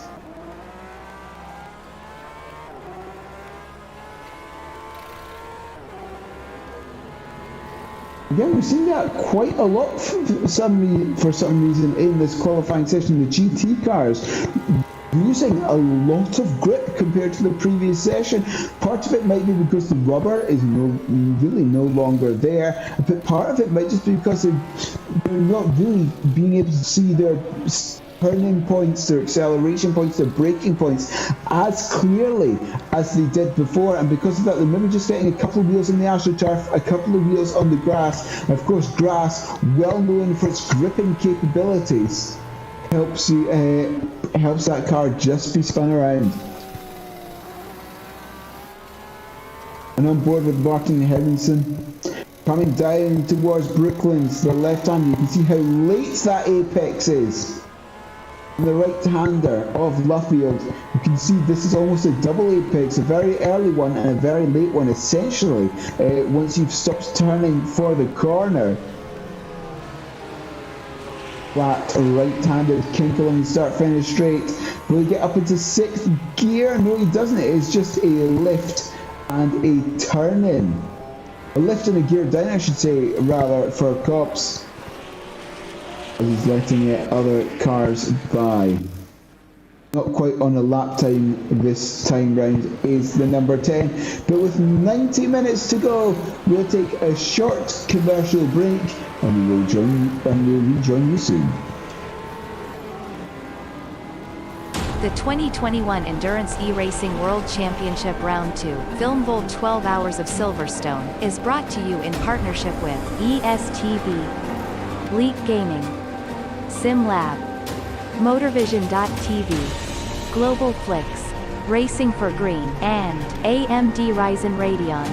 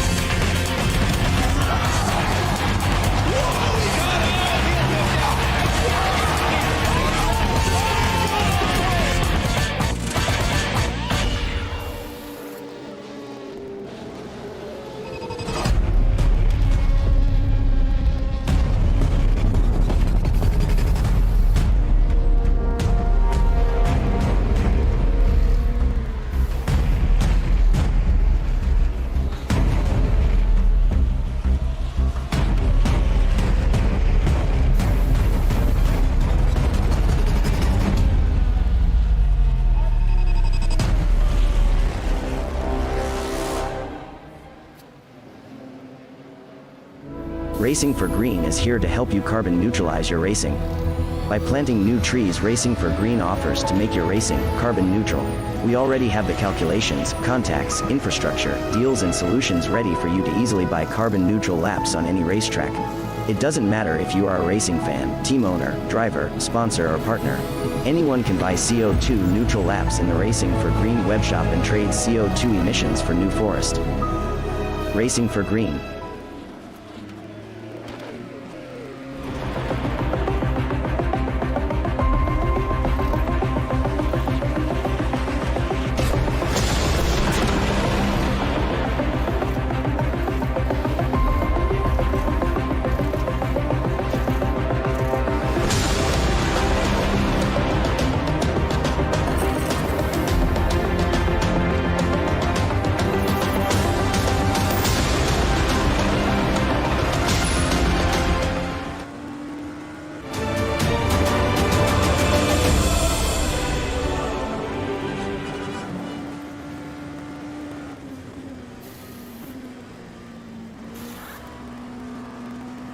And welcome back to qualifying 2. 1 hour and 27 minutes to go here at Silverstone in the night qualifying session. And you can have a look, well, I was going to say have a look at this car coming into the club chicane, but again, nope, coming into the pits, and there is the 007 Pro Sim car having a moment at the club chicane. Oh, there's another prototype also having a moment at the same time. Oh, that went well for both. That went well for both of them, didn't it? Perhaps the second prototype was going off in sympathy, perhaps.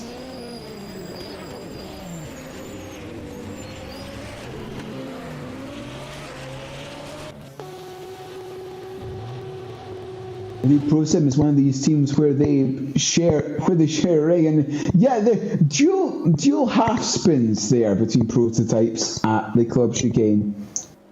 And well, look at these very active, happy-looking spectators on the balcony. Incident between car number 46 and car number 57 on lap Lovely 8 2D spectators. There's an incident between car 46 and 57 is now being investigated due to an incident in or near turn 10. That's the middle of the S's actually. Towards the beginning actually, so I think it's more towards Maggots rather than Chapel. Daniel Primavera in that number 54 car still running away with the GTE, qualifying 3/4 of a second ahead of Jordi San Andres in the 51 WSR car. In terms of GT3, nobody is running away at all. Sebastian Loeb is only 0.06 of a second ahead of Zos Kribek in the number 41 moving car.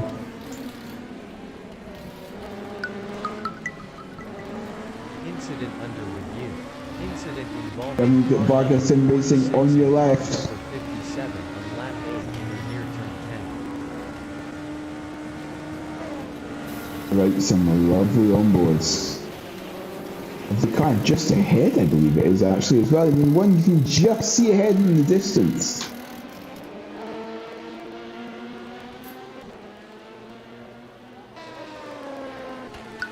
And there's the number 22 moving car.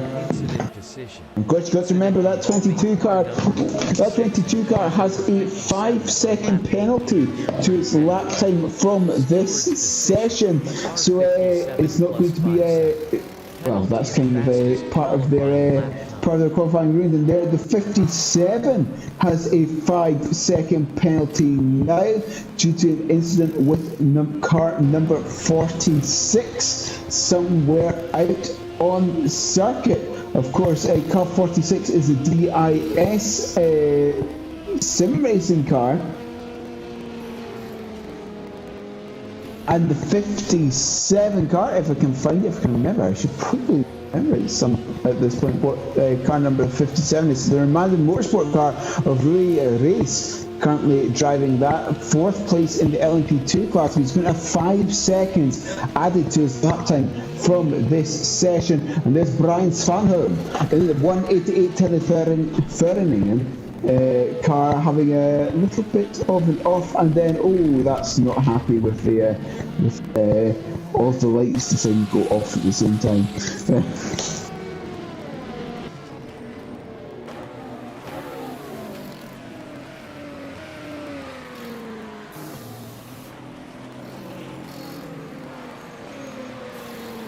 And then that number 80, Thomas Garcia. So I believe that means that Martin Henderson has left the session, at least for a couple of minutes perhaps.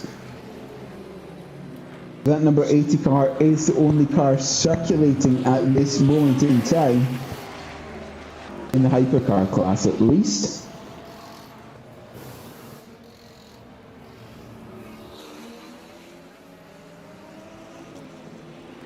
LMP2s, the 117 car still miles ahead of everyone else.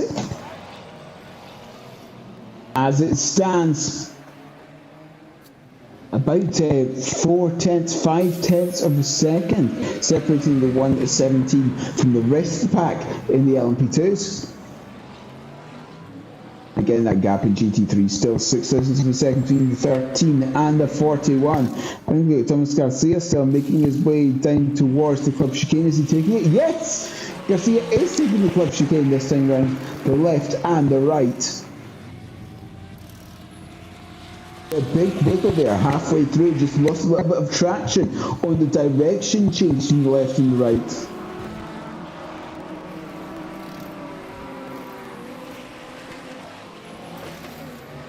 Which is certainly not helpful for lap time. Making his way to the loop now, the right and the left, the dual hairpins. Again, seeing the very, very happy spectators there. Very 2D spectators. Very stationary spectators. They'll eventually react to something, it's fine. Garcia again looking at that number 80 car, making his way through Luffield, the long right-hander, before making his way back towards the start finish straight. The LMP2 field doesn't really appear to be as close this time round as it was 2 hours ago. LMP2 field is nice and spread out. When I say nice and spread out, it's certainly helpful for the leader, that 117 guard, but for everyone else watching, and indeed for the closeness of the battle tomorrow, I would prefer that battle to be a little bit closer. But the 717 Unison Racing car is now taking the provisional lead in the GT3 class by 4.5 seconds over the number 13 Danish Racing League car.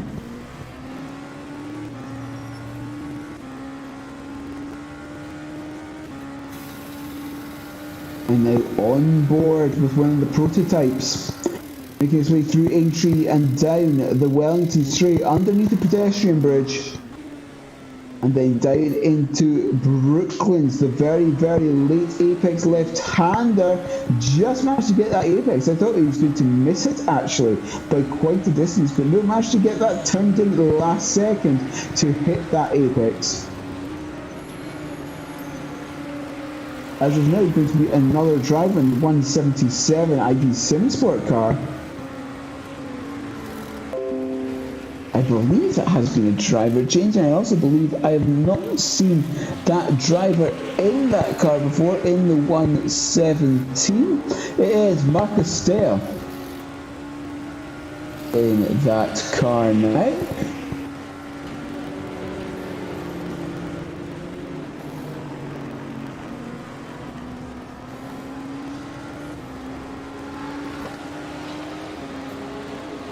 This lovely cinematic shot. This is actually a very nice thing. You can actually sitting in the stands at Silverstone, you can see so many parts of the circuit at the same time.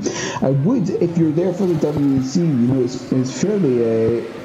There are some reserved tickets for only certain grandstands at the WEC.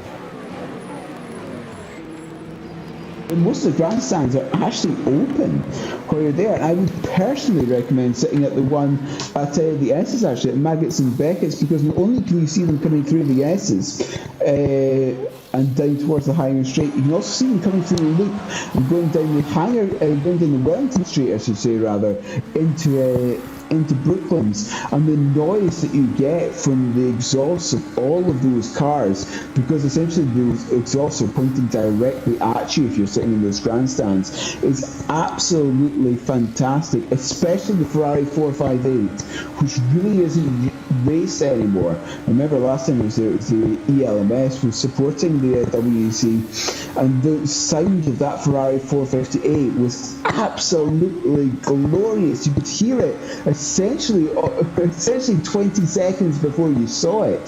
That exhaust was just so loud.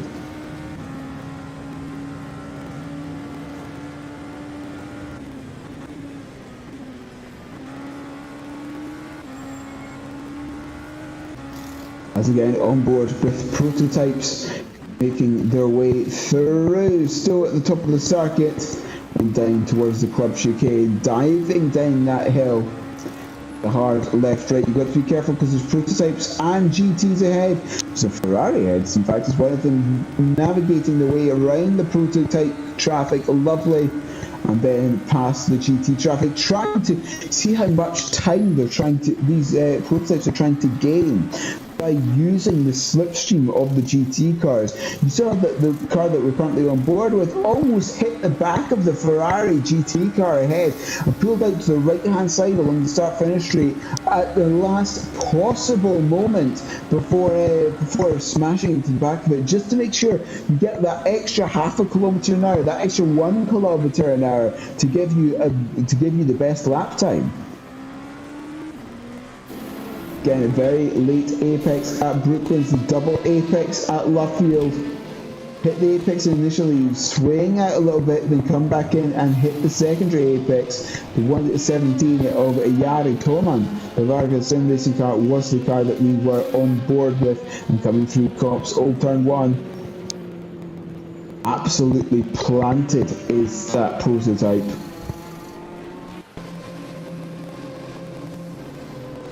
The problem is it may be a good lap so far. Well, I was going to say it's maybe a good lap so far. He's going to be caught by traffic, but no, the GT traffic dove out the way at the last possible moment. And here's the 166 ID Simsport car. Igor currently at the wheel of that, and I believe that might have been a problem at some point. No, it was just the 166 car coming out of the pits. I thought that might have been an incident as the GT traffic left the pit lane. But no, back on board with the 117 coming its way down to the club chicane, and look like we had GT traffic ahead that's going to ruin the very, very end of their lap. Oh, indeed, it was a problem with the 166 coming out and moving. Oh, that was I'm not exactly sure what to think about that, but the 166 car came out of the pit lane and moved immediately to the left-hand side, pretty much on the apex of turn 2, and another GT car was coming at full pelt behind it on a fast lap and just hit the back of the 166 car. We're now having another incident in the 67 and the treble 9 at turn 1. That incident has been reported to the stewards. The 999 is a First Polonia car. Mika Hakkinen currently in the LMP2 class, 9th place overall, 8th place in class, and the other car was the 67th, remember correctly, it's the Volante racing car, Mika Ferlik, the GTE. And I make that 5th, 7th in the GTE class as it stands in Q2. So quite a few incidents actually happening in this qualifying session. Quite a few incidents that we didn't see in Q1. Involving car number 67 and car number 999 on lap 16 in or near turn 1. 117 cars, a 4.5 tenth lead over the 22 Mugen Sim Racing car as we finish the first 45 minutes of qualifying. Q2, I should say, rather. That was the 117 car staying behind some GT traffic coming into the pits. Incident involving car number 67 and car number 999 on lap 16. Car treble 9 has a 5-second penalty. Car 999 plus 5 seconds. So the Abstineo Force Polonia car, Mika Hakkinen, currently at the wheel of that, is going to get 5 seconds added to his lap time.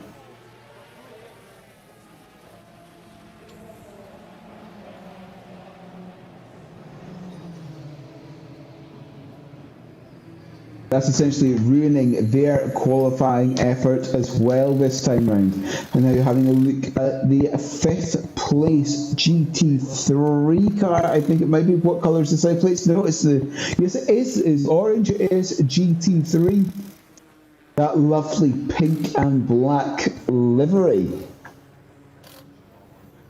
Excuse me, that lovely pink and black livery on the number 27 Race Simulatori car, currently being driven by Alvaro Hello, in Charleston. There you go. I may be saying that name horrifically wrong, who knows. But that number 27 car does look very nice in the dark.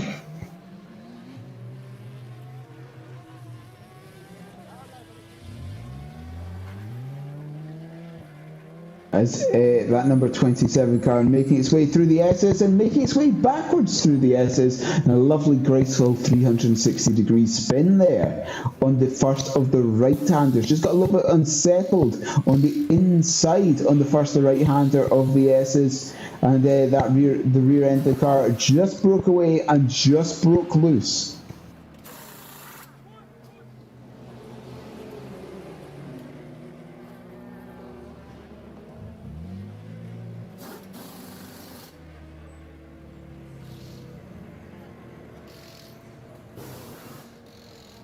We're having a look. Does that 27 car dive into pits? Indeed, it does come into the pits because it probably needs a new set of tyres after making those last ones squares. After that spin, comes nicely into its pit boxes. Number 27. Having got the 57, P5 in the LMP2 class. Alexander Pangata.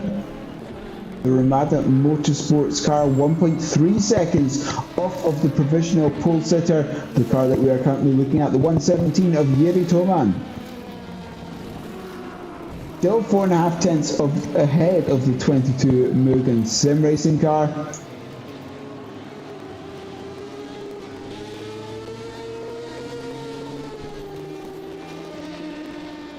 That car looks incredibly planted through the fast corners. Changing direction almost immediately on request. No real sign of oversteer, no real sign of understeer either. Certainly not fighting the car is Yeri Toman.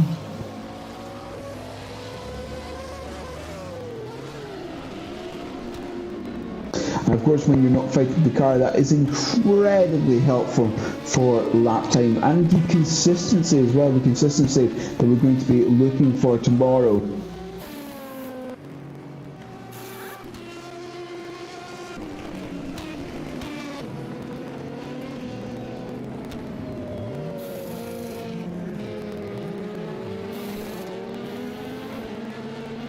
That consistency is really what is going to win you the Film Volt 12 Hours of Silverstone, beginning in approximately 13 and a half hours time.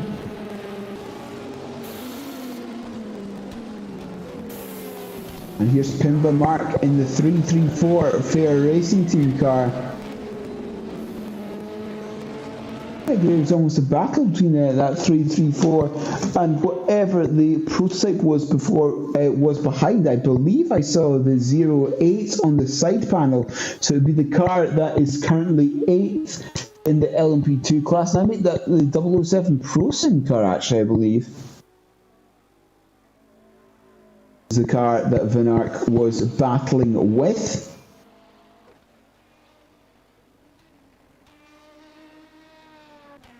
Got this lovely cinematic view of turns 1, 2, 3, 4, and just a little bit of 5 as well, seeing up to the apex of injury.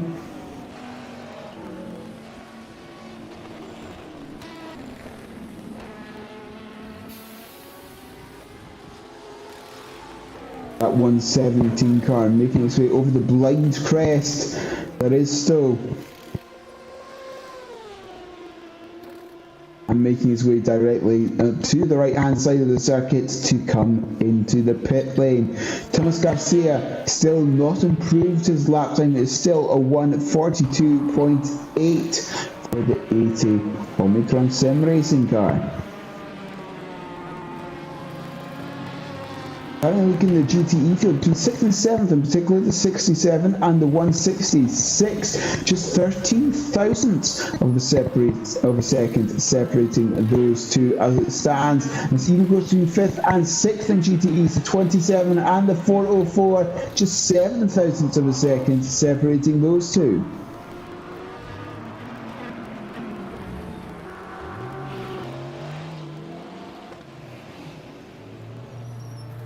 A whole range of cars coming to pits now. Having a look at Roland Zux now in the 95 car, the DEAC Hackers car. Currently 4th place, 9/10 of a second off of the 117, but less than 1/10 of a second off of Van Ark.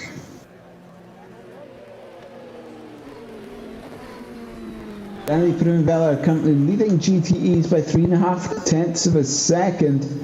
So that gap looks fairly stable, and Primavera might not actually want to go, might want to not want to push the car that much more in this session. Because you got to remember that 54 car also scored, was also first place in the GTE cars in Q1.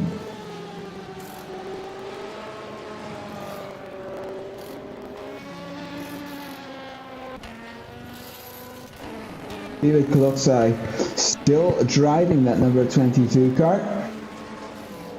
He's making his way onto the hangar straight now, half a second behind the 117, 3.5 ahead of the 334 Fair Racing Team car, as Luca Ferlich in that number 67 Volante sim racing car has had a problem on circuit, and we'll see what that problem is now.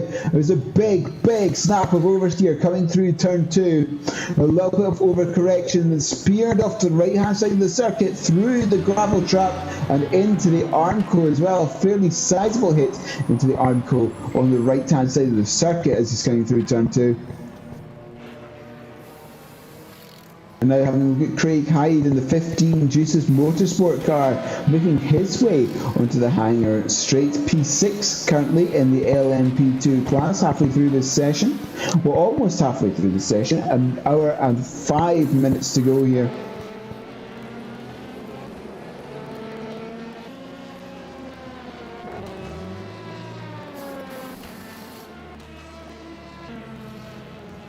.117 car, very good job done by Daniel Wisner in Q1. It's now Yuri Toman in Q2 setting the pace. It looks like that 117 car may well be the car to watch and the car to beat tomorrow. Looking very strong on pace is the Orica.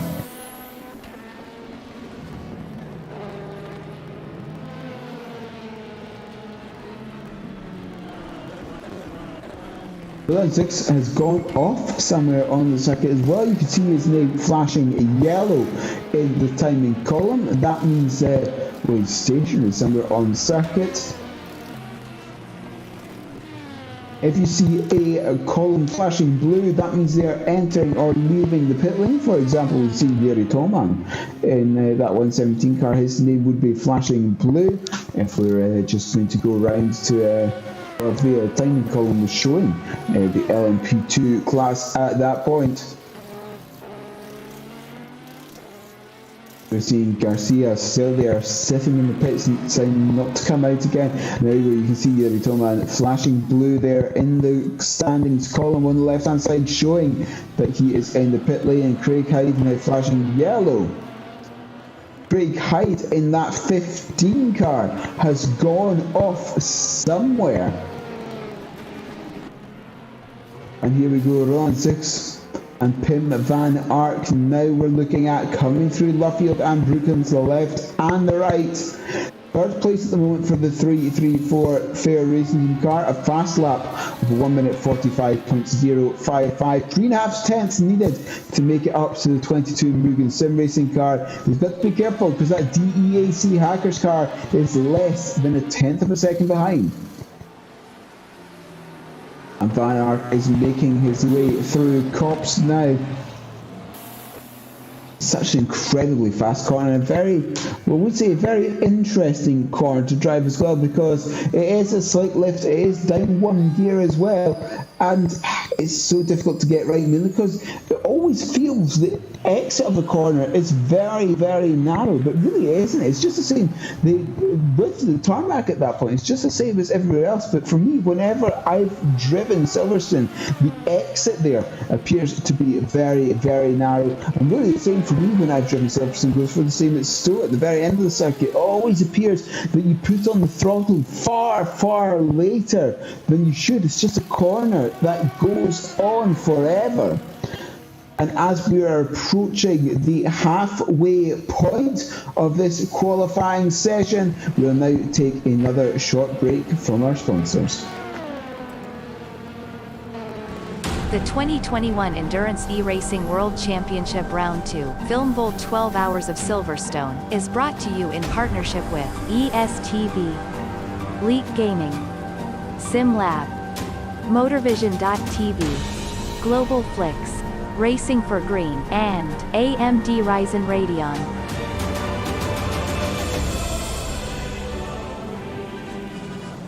Racing for Green is here to help you carbon neutralize your racing. By planting new trees, Racing for Green offers to make your racing carbon neutral. We already have the calculations, contacts, infrastructure, deals and solutions ready for you to easily buy carbon neutral laps on any racetrack.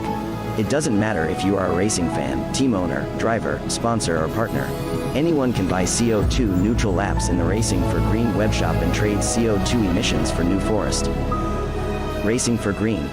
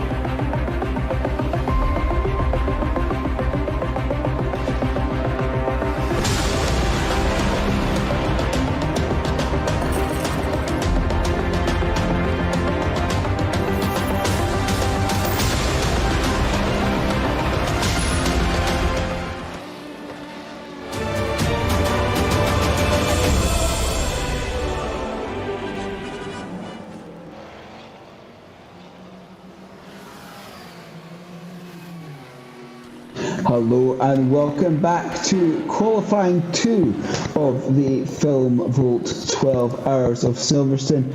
And now I'm joined by someone. I wonder who it could be. I don't know. Indeed, it's Yusuf bin Suhail joining me at least for the last hour, and perhaps I would say the post-show as well, but that's maybe not the correct term. But yes, joining me for the final hour of qualifying. And what should I tell you that's happened so far? That is very interesting.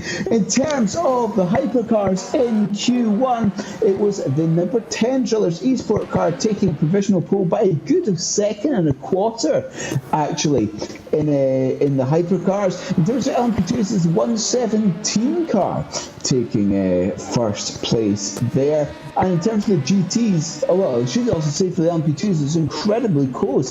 Second to ninth was separated by only a second or somewhere thereabouts. Yeah, I mean, in terms of the GTEs, well, GTEs, they are always very, very close. Well, as you expect with the balance of performance as well. If I remember correctly, please don't say anything if I get this wrong. It was the number 41 Mugen sim racing car in first place in the GT3s. In terms of the GTEs, the car that was first place in Q1 is still first place in Q2. It is Daniel Primavera in that number 54 Mustang GT Esports car. Yeah, good to see Musto back on form after what wasn't a great result last time out at Indianapolis due to the incidents that fell their way. And yeah, also interesting to see in the GT3 class Alexandra Zakharov ahead of Zolt Trebek. And we remember that 41 Mugen Sim Racing car did very well in qualifying, and qualified, I believe, on pole for Indianapolis. So good to see that these two currently not really separated by much, and even the 13 of Danish Racing League right up there in the hunt as well in the GT3 class. Yes, that number 13 car was very, very close throughout quite a lot of Q1 actually to the 717 Unison Racing car. Points for most of the session, actually it's only 6,000ths of a second separating the two of them, but you can see here in Q2 the gap's ever so slightly bigger. And something that we've seen here in Q2 of course being the night qualifying session where Q1 took place in the daytime, we're seeing a lot more mistakes here in Q2. Part of that could be because of, well, the darkness is so much more difficult to spot your turning points, your braking points, and your acceleration points. The weather's been the same for both of them. It's been dry for both of these sessions, but just the night appears to have caused a little bit more havoc for the GT teams in particular.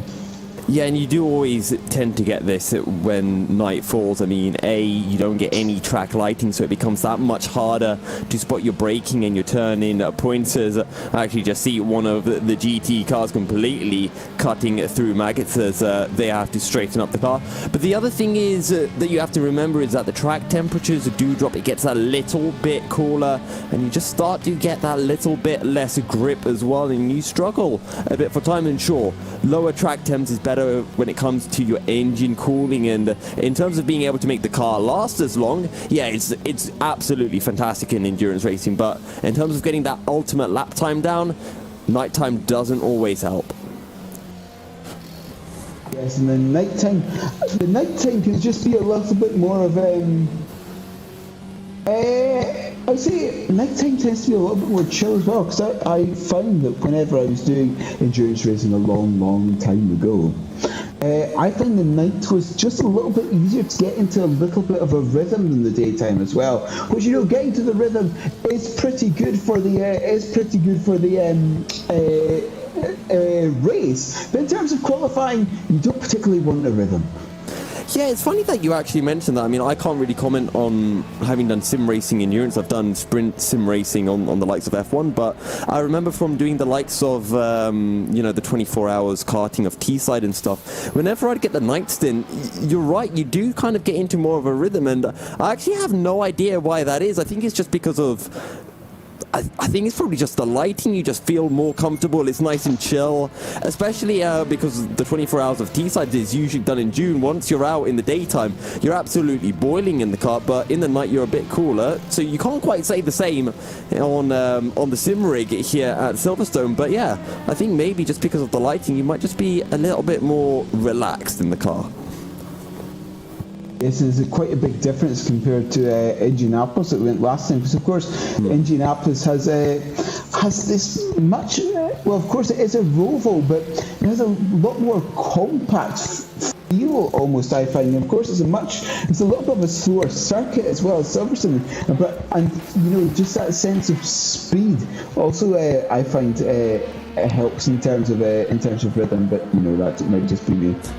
Well, I mean, myself and Alex Goldschmidt, we did the podcast bringing up this Silverstone race, and we were discussing, we're going from a Roval, as you mentioned, of Indianapolis, where you've got 90% 90-degree corners, and then an onto the banking in for the final corner, to somewhere like Silverstone, where it's much more open, much wider, a much bigger variety of corners as well, and it changes things hugely. And don't forget as well, back at Indianapolis, that final qualifying session, it was rain affected, and most of the teams weren't expecting the rain to come through, so it caught a lot of drivers off guard and created what wasn't a fully expected grid. Yes, it was kind of in the order that we wanted to, but there were a few surprise results as a result of that rain. Ooh. that was an incident between the Varga Sim Racing and I think it is the LMP2 car of Bo Christiansen in the 766 Dream Team, and I wouldn't be surprised if the DSR Dream Team, they get a penalty in a few minutes time from race control for impeding Varga Sim Racing on a hot lap. Yes, that's the main penalties that have been given out this evening is 5 seconds to the lap time of the current session. We've seen that handed out to quite a few cars. Just coming off the top of my head, the 999 and the 22 have both had 5-second penalties, at least as it stands. And I think the 66 has also had a 5-second penalty as well. Yeah, I'm also just taking a look further up the order because Thomas Garcia, you know, the only driver in the GT or in the hypercar class to have set a lap. So we haven't seen Pinsim Drillers do their lap in Q2 yet. And also Dewey Toman, he's set his lap for Varga Sim Racing. But one of the teams I was really looking forward to in LMP2 was Pinsim Drillers because I honestly think they are the second quickest team in the prototype class. Yes, the Drillers number 10 did set a time at the very beginning of Q2 during the session. I remember correctly, I think it was a 40.9 was the time that the number 10 set at the very beginning of the session. But yes, the LMP2 class is always very, very fun. As you said, some very, very strong teams there. And at the moment, judging by the 2 qualifying sessions, it appears that the 117 really is going to be the car to beat tomorrow. Yeah. And we saw that was the case last time out at Indianapolis, just in an absolutely class of their own was Dewey Toman and the 117. But, I mean, it is endurance racing, anything can happen. We saw that was most certainly the case in the hypercar class for Pinsim Drillers in that number 10. But, you know, disaster struggle for Martin Hemmingsen. Fortunately, though, Pinsim Drillers were able to bring it back in their favour and make up ground and actually jump ahead of the number 80 of Omicron Sim Racing. So, yeah, all about keeping it clean, all about keeping it consistent. Yes, that really is. The main thing in endurance racing is keeping it clean because, well, look there, that's the number 63 Viaducton having a very interesting moment at the exit of turn 2. Very interesting moment backwards at a high rate of knots. Oh, that isn't turn 2 at all. Excuse me, I'm not sure where that is. I think it might be still at the top of the step. Yeah. Having a very high-speed incident going, backwards into the gravel with the Viaducton. There you go, there's number 46 car, the DIS Sim Racing Lab car, currently P8 in GT3, having a moment at Brooklands as well and side-slapping the wall. That is certainly not going to buff out with hammers and duct tape. You need something a little bit more substantial to fix that damage. Yeah, and they'll come into the pits, they'll get that one repaired before heading back on out. 51 minutes remaining of qualifying, so still a way to go, still a lot of time, and I don't think there is any rain forecasted. So we should be having dry conditions all the way to the end, and as the track rubbers more in, maybe chance for drivers to improve a little bit more. There's a replay of what happened to the 46 car. It just looked like the rear end broke. Traction on the acceleration phase of the corner, really just a little bit unloaded and into the wall on the left hand side at quite a flush angle to the right hand side of the car. So it really did a 180, then hit the wall at a fairly flush angle. And at least the headlights are still working on that number 46 car. Having a look now back out into the circuit and the there's another replay of the 46 car. It was actually a little bit earlier than I thought. I think he's just hit the curb on the inside a little bit too hard and just uncircled the car. Yep. Just taking a look right now at Roland Sux in the 95, currently sitting P3 with a 1:45.08 tenths off the pace of what Jiri Toman was able to do not too long ago.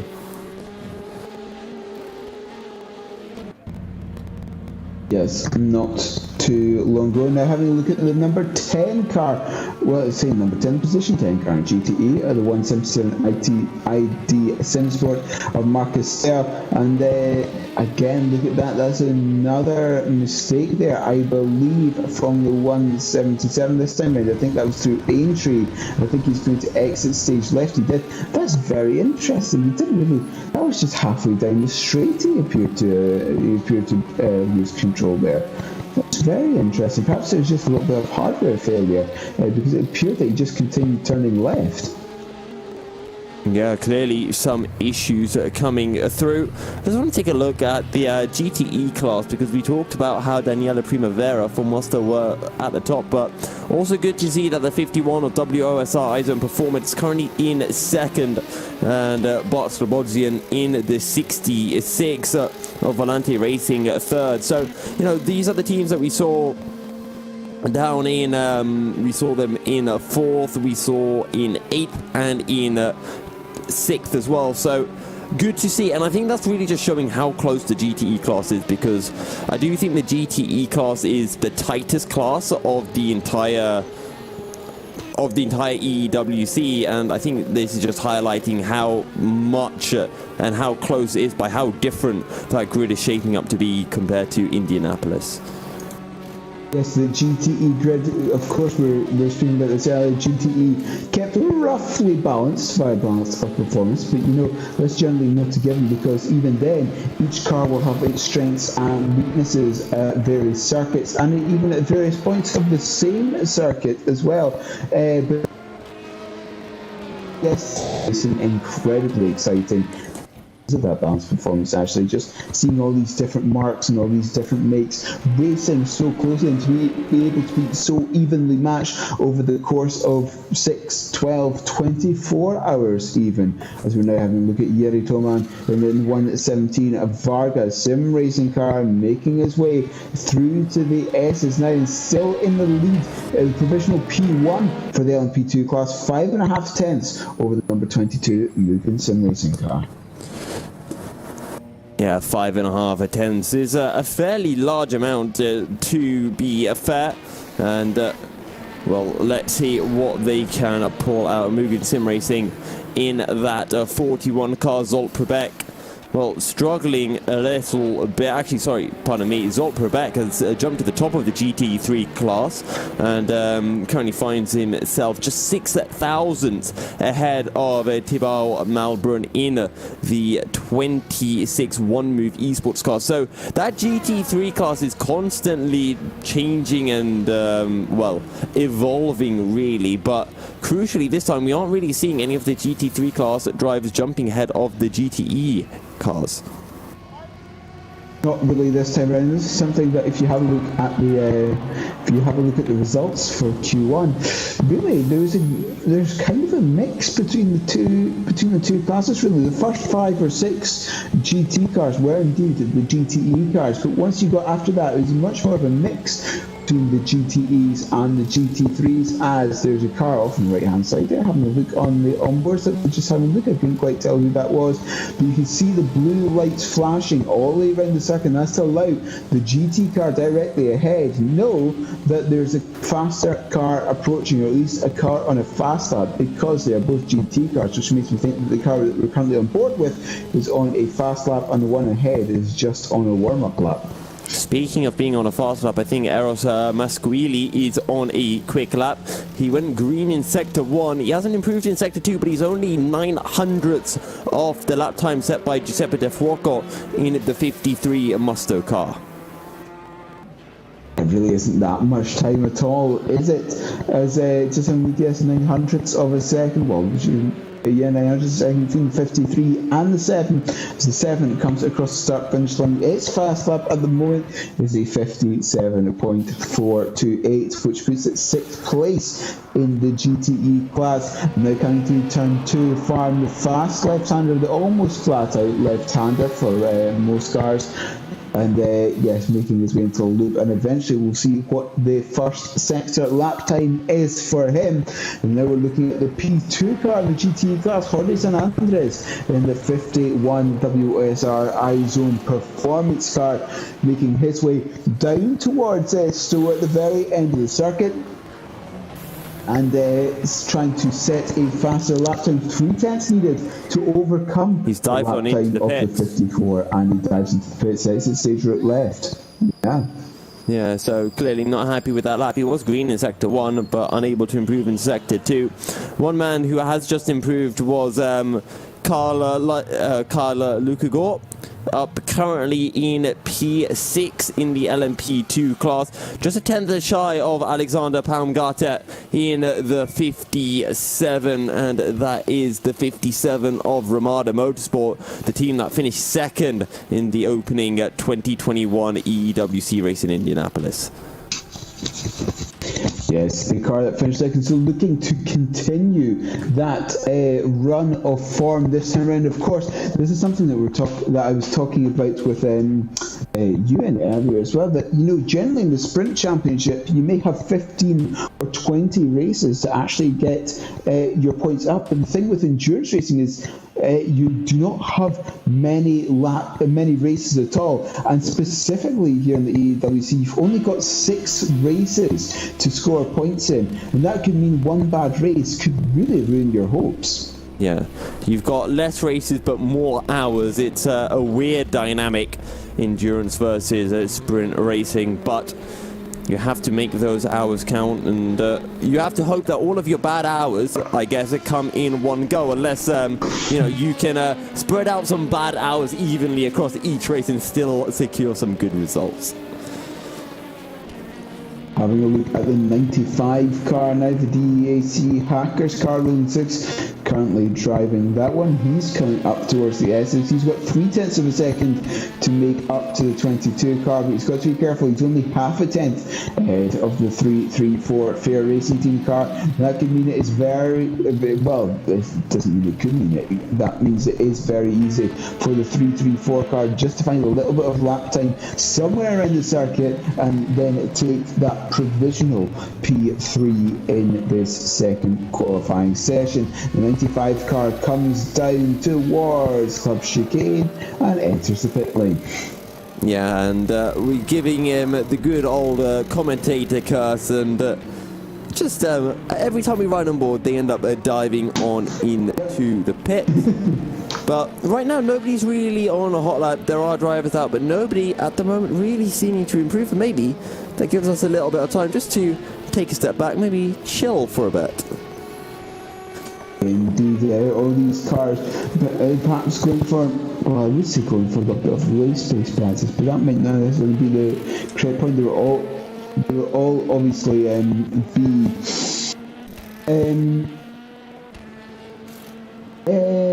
pushing as hard as they can at the moment, but they have been, particularly towards the end of Q1, I felt that perhaps some teams were not necessarily going for the proper qualifying pace anymore, but just taking the use of all 4 classes being on the circuit at the same time, and actually just using that as a little bit of race pace practice. Yeah, and actually, just going to cut you off there because Lee Russell's just improved. He just put in a 58.5, which is half a second quicker than the 177. That is, well, actually, I don't have the 177 on my screen. Never mind. But either way, is only a few hundredths behind Matthias Blom in the 13 Danish Racing League. So currently, P4 in the GT3 class is the Glam Racing car. Yes, that Glam Racing car, the 404, last time out at Indianapolis. Just let me find the correct tab on my internet browser. Last time out was 4th at Indianapolis, scoring 13 points to 12 points for 4th place, and the extra point for finishing the race. And we'll be looking to go at least one position better this time around at at Silverstone, trying to climb onto that podium for the first time this season. Of course, in the GT3's last time at Indianapolis, it was the 717 Sim Racing car, followed by the 13 Danish Racing League car and the 41 moving Sim Racing car, at least in the GT3 class. Well, Alexander Zakharov was just on a personal best. He had gone green in sector 1 and 2, but he's going to decide to dive on into the pit, so he's not happy with that lap. Alexander Zakharov in the 717 Unison Racing car, currently sitting in pole by just under 0.2 of a second, so they could definitely do with a little bit more safety. Yeah, it's something that we've actually seen a quite common strategy this time round in terms of qualifying has just been literally one flying lap and that's it, which means you have enough fuel for that single flying lap, but then they find, in the second flying lap I might have started to find some time, no, I don't have the fuel to finish this lap. That's been something that I've seen quite a few times actually through the two qualifying sessions, as David Koloksai comes into the pits in that number 22 Rubin Sim Racing car. And so yes, you can see that by the blue flashing on the timing column when it eventually comes back round again, and that 95 car still only half a tenth ahead of the 334 Fair Racing team, Don. Yeah, and B32 actually just improved as well in the LMP2 class, putting in a 47.0, jumping ahead of Mika Hakimi in the 999 Abstinio Force Polonia car, and I think that is the first time we are seeing them out on track as well. I don't think they were present last time out in Indianapolis. No, I don't think they were. Just having a look, and no, they weren't out last time out at Indianapolis. So the first time that we're seeing them this season at WC, and yes, it's the first time. So they're a little bit of, I would say, an unknown entity at the moment because we haven't seen them race yet. Yeah, we also just saw ProSim improving, but yeah, interested to see what Abstinio Force Polonia can do. And again, you talk about a team and you look at where they are in qualifying, but it doesn't always necessarily translate over to the race pace for a number of reasons. It could be that driver's particularly good, just finding that 110% on a quali lap. It could be a case of that team not being able to have that kind of depth of drivers and maybe just only having one driver at that pace and the rest at half a second or so off the paces. Almost a bit of an incident there with a ProSim car running into, I think that's the WOSR car, and actually he's going to get into the way of the GT car, so he's not happy at all and trying to get a bit of revenge on circuit, which not the most sensible thing to do. Yes, certainly not the most sensible thing to do. And we just had a incident under review between the 7 and the 188.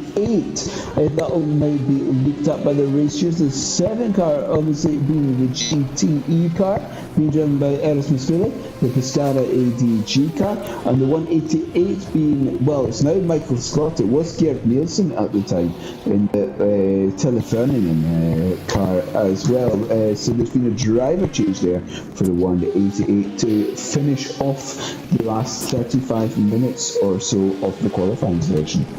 Now 36.5 minutes remaining of Q2. Of course, the grid order will be determined by the combined best laps set by a team in each qualifying session. And if a team was not present in one qualifying session, then there is a default time added on of, I believe it is 5 minutes, but I might be mistaken in that regard. And it might be 2.5 minutes or something. But either way, it's a default time that is a fair bit slower than the lap time that would ordinarily be set. isn't that just to, well, obviously that's to encourage everyone to turn up to both qualifying sessions, because you don't particularly want that penalty added onto your combined qualifying times. But the 22 car again is now about 0.3 of a second ahead of the EEWC Hackers car now, so a little bit of a gap pulled out to the two of them. The fastest lap for that moving car currently a 44.73. Oh, and David, and you'll be able to see that name flashing blue in the column because he's now in the pit lane. So Alexander Zakharov, he's improving. He's currently first in the GT3 class for the 717. And will he be able to improve more for Unison Racing? 57.969 was his best, and it's a 57.886. And actually, it's enough to get him into the GTE field, jumping ahead of the 166 of Michael Bernberg. Excuse me, yes, that 166 car just ahead of it. Let's have a look at my times indeed. But yes, that's always going to be very, very interesting, that GT battle, because again, I just love GT racing. I can't say enough about it. But yes, that GTE car just behind the leader of the GT class at the moment. And really, there's not actually, at least around here at Silverstone, there's not that much difference in terms of lap time between the two of them. For example, the GTE leader at the moment is a 156.311. In terms of GT3, it's a 157.886, so just 1.5 seconds. The difference between the two of them at the moment. Yeah, also we've just seen Eros Masquili improving. He's put in a 47.417, and I think that has got him very close to Giuseppe De Fuoco in the 53 Musto car. Also, we're seeing Alexander Zakharov is still improving. Viaducton are on a better lap, so with just over half an hour remaining, teams are starting to find their stride and drivers are starting to get quicker and quicker, as we kind of talked about with the rubber being laid down onto the circuit.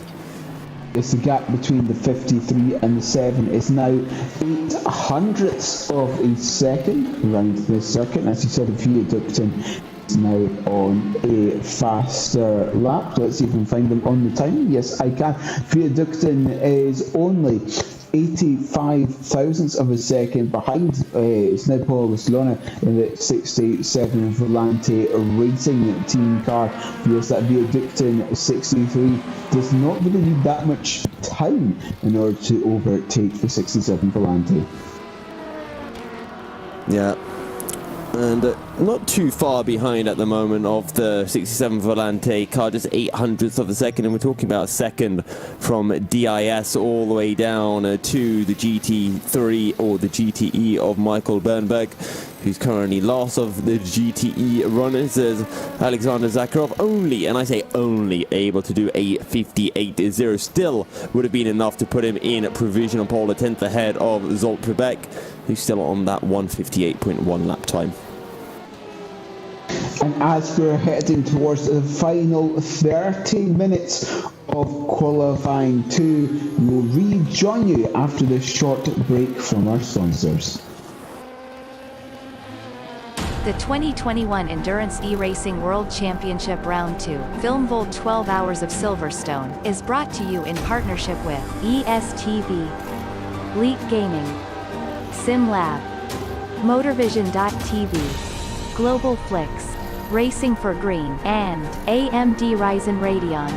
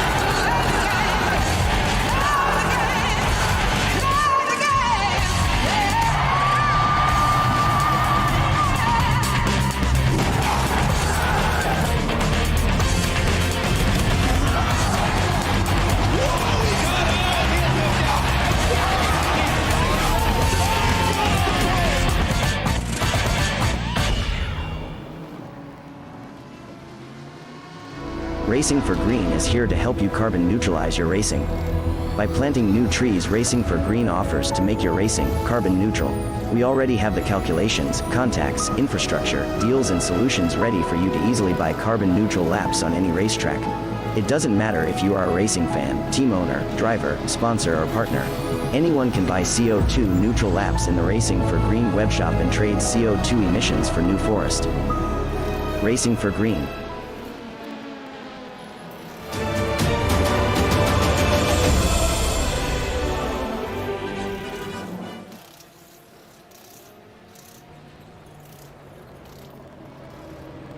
Hello and welcome back to the final one. About 28 minutes, 27 minutes actually, of the second qualifying session here at Silverstone. And throughout the commercial break, a couple of interesting things happened, didn't they? Yeah, apparently we got news of a penalty coming in. And that was, I'm just double checking now, that was for... Actually, I don't think I've had it come through on my screen. Why don't you let everyone know of it, Neil? The car 188 has been giving a warning for an incident with car number 7. Of course, car number 7 being that Pescara car being driven by Eros Pasquale, and the 188 being Gert Nielsen in the Telefernen car as well. And that 188 car, when the GT3 car is currently 29th overall, and I make that 4th, 5th, 6th, 7th in the GT3 class as it stands in this qualifying session. Yeah, just taking a look to see if anyone is improving. I think Marcus Ster in the 177 is currently improving in the GTE class. I think the 177 is ID Sim Sport. I don't have a 177 on my sheet, but I believe it is ID Sim. Yes, it is. No, never mind, it's not. That's a 166. It's also the 177. Both of them. Okay. Yeah, also just getting some information as well, because at the moment pins and drillers aren't in the server, and you have to be in the server at the end of qualifying, because every time you leave the server, your best lap, I believe, gets wiped. So you can't leave the server, and if they don't rejoin, that means that they will be starting from the back of the grid, which will be well, interesting to say the least, and could lead for a rather interesting opening couple of stints for them tomorrow. Because this is more like an open practice session, well, I would say an open practice session, it's a practice session rather than a dedicated qualifying session. As long as the same driver rejoins in the same car, the time is saved. It's if a different driver joins in that car, then the time is wiped. So essentially at this point the time belongs to the driver. Ah, okay. Well, hopefully for the hypercar number 10 of Pins and Drillers, they remember to put in the right driver in so they don't lose that lap time. Because at the moment it is Thomas Garcia in the 80 that is at the top of the standings. Is anyone else improving? Well, we actually just saw Alexander Zakharov. He just put in a 57.897, which is just 100th slower than his previous best. Eros Masquili putting in a 57.4 flat, and that sees him moving up with the order in the GTE class up into P6. Also having a good timing. You can also have a look at the timing yourself at timing.gtr24h.org. If you go to gtr24h.org, you can find all the information that you need to follow the EEWC.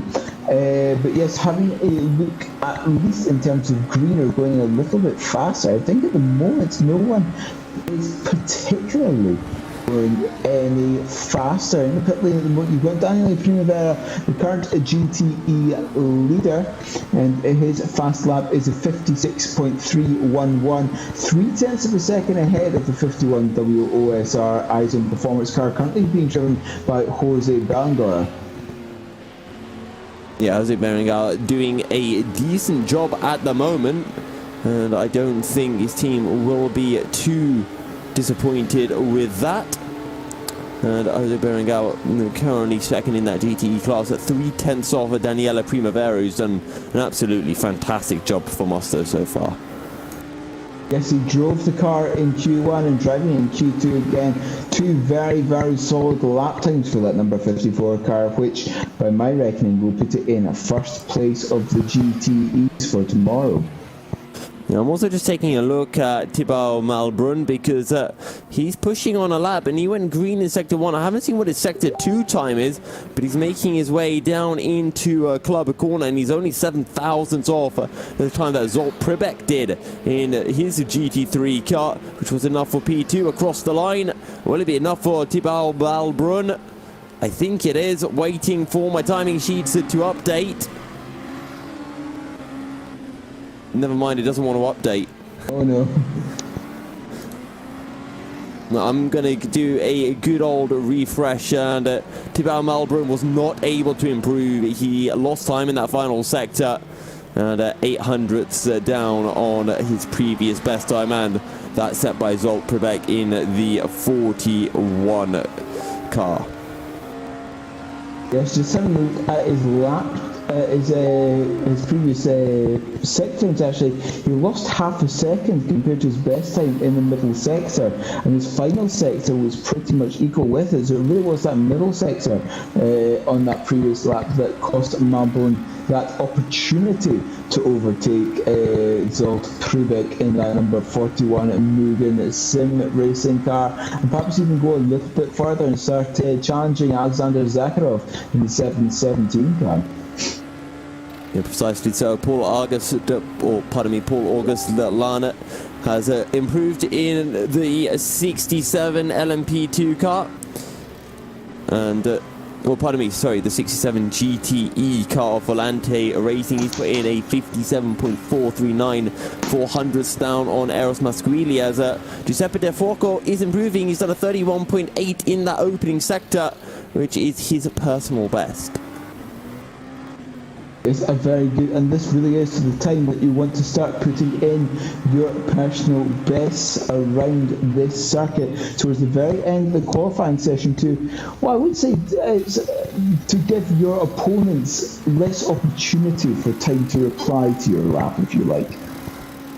Yes, the old Damon Hill special. Wait until the last minute of qualifying and go out and don't blast everyone away. Just do enough to be a couple of hundredths or a couple of thousands quicker than Michael Schumacher. Precisely place the car every corner to make sure that happens, yes. Well, Giuseppe De Forco green in that Sector 1. Waiting to see the update on Sector 2. Never mind, Giuseppe De Forco will dive on into the pits.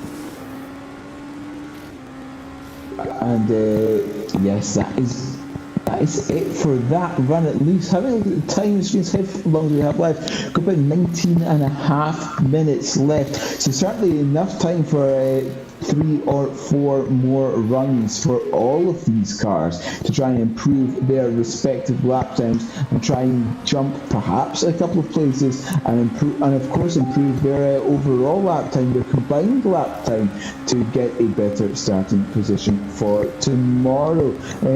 Having a look on track as well, the B32 racing car had a very, very slow middle and final sector. That's mainly because they're now coming into the pits. That's generally why they're the slow sector, because they weren't on a fast lap. Anyone else? Is there anyone else doing something interesting? Giuseppe De Fuoco did a personal best in Sector 1 just now, a 31.886, and they will be worth keeping an eye on that number 53 Musto GD Esports car. Yeah, keeping an eye on Musto, never a bad idea. I think Mika Hakimi was on a personal best lap, but he was unable to improve. Currently only 2/10ths off at B32. Giuseppe De Fuoco waiting for his sector times to come through. At the moment, he's only 1.5 down off at DIS SR Lab. I was looking at that's why it's a slow sector time for Giuseppe De Fuoco, because I was looking at the wrong car. De Fuoco currently making his way towards that second sector line. His previous best second sector was a 51.4. The question is, what is it this time? My HDMI cable is just having some fun. I can no longer have a look at my screen. There goes Giuseppe Tavoco. Appears to have had no time in the middle sector. I'm getting the same thing. He hasn't got a first sector time either, has Giuseppe Tavoco. So Musto. Well, they're breaking the system somewhat, at least on our screens. Also, we're taking a look. Chris Gonzalez came very close to improving, but in the end, he was 700ths down. Currently sitting in P4 for the 334 Fair Racing Team car. Yes, that 334 car did a very good job in Q1 as well. If the memory serves me correctly, I think it was third in Q1. So it looks like they're about that area for the qualifying session, and indeed will be about that area for the race tomorrow. It should be a very, very fun race. Team 117, the 334, the 22, the 95 as well, and the 57. They've been top 5 in both sessions now, so it's going to be a very, very interesting race tomorrow when it concerns the both of them. And I think I just saw a yellow flag flash up somewhere, but I can't see who. Also, obviously, they've got going again and all gone back to the pits. Yeah, Felipe Barreto just improved as well. He put in a 45.2. Toan Lauer has also improved. He put in a 45.5. Neither of which was enough to see either driver improve. They're currently sitting in P5 and 6 in the LMP2 standings respectively. Indeed, there's now a yellow flag in the middle sector. Who is that for? That's for Tibor Malin in the 26 one-move esport car. He's only 6,000ths of a second behind Zolt Pribek in the number 41 Mugen Sim Racing car. And really, 6,000ths of a second is nothing in Silverstone. Perhaps it's just picking up the throttle 2 or 3 meters earlier. That is literally the difference between those two cars at the moment. I mean, it might not even be that. It might just be, somebody blew and, pushed the car forward a little bit. Maybe the wind speed changed by 1 mile an hour. I mean, it is such a fine margin currently between so many of the drivers. And it is fantastic to see just how close it is in pretty much every single class. I mean, obviously the exception is the hypercar class because only the number 80 at the moment has a set lap time, and that is Omicron Sim Racing Thomas Garcia's lap of a 42.8. Yes, that 42.8 is the only currently valid lap set by the hypercars. If the number 10 comes back in, it was Martin Hemmingson, if I remember correctly, was at the wheel of that when they left. So if Martin Hemmingson comes back in, their lap time will be reinstated and they will retake top position in overall and in the hypercar class, and of course start with the best view possible tomorrow. And that view is of course with no one in front of you. Yep. Always nice to have a beautifully clear line into turn 1. I mean, technically the same can be said for P2 as they're driving alongside, and maybe you'd even prefer to be running in P2 and having the inside line down into Abbey. But we'll have to wait and see for that tomorrow, as just seeing Felipe Barreto in the 57 getting a nice little tow from one of the GT3 cars before entering down into Brooklyn's corner. Brooklyn's corner, very, very difficult corner to get correct, mainly because of that incredibly late apex. Take through the left hander. Is anyone going out, or is anyone very close? So Chris Gonzalez, particularly in that 334 car, still just half a tenth behind Lorenz in the 95 DEAC Hackers car. Kim Peterson in the 766 DSR Dream Team car has been stationary on track somewhere about the Club Chicane. Actually, just saw the yellow light flash up on the timing screen behind his name. Another close battle on track in Winston Pro Sim. Antoine Lohr, the driver of the 15 just the motorsport car, the man that you mentioned before, just half a tenth of a second separates those two cars as well. Yeah, I just saw Mika Hakimi having a bit of a moment coming out of Stowe involving one of the GT cars. It was green through sector 1 and 2, and I think that has cost him potentially jumping ahead of B32 Racing.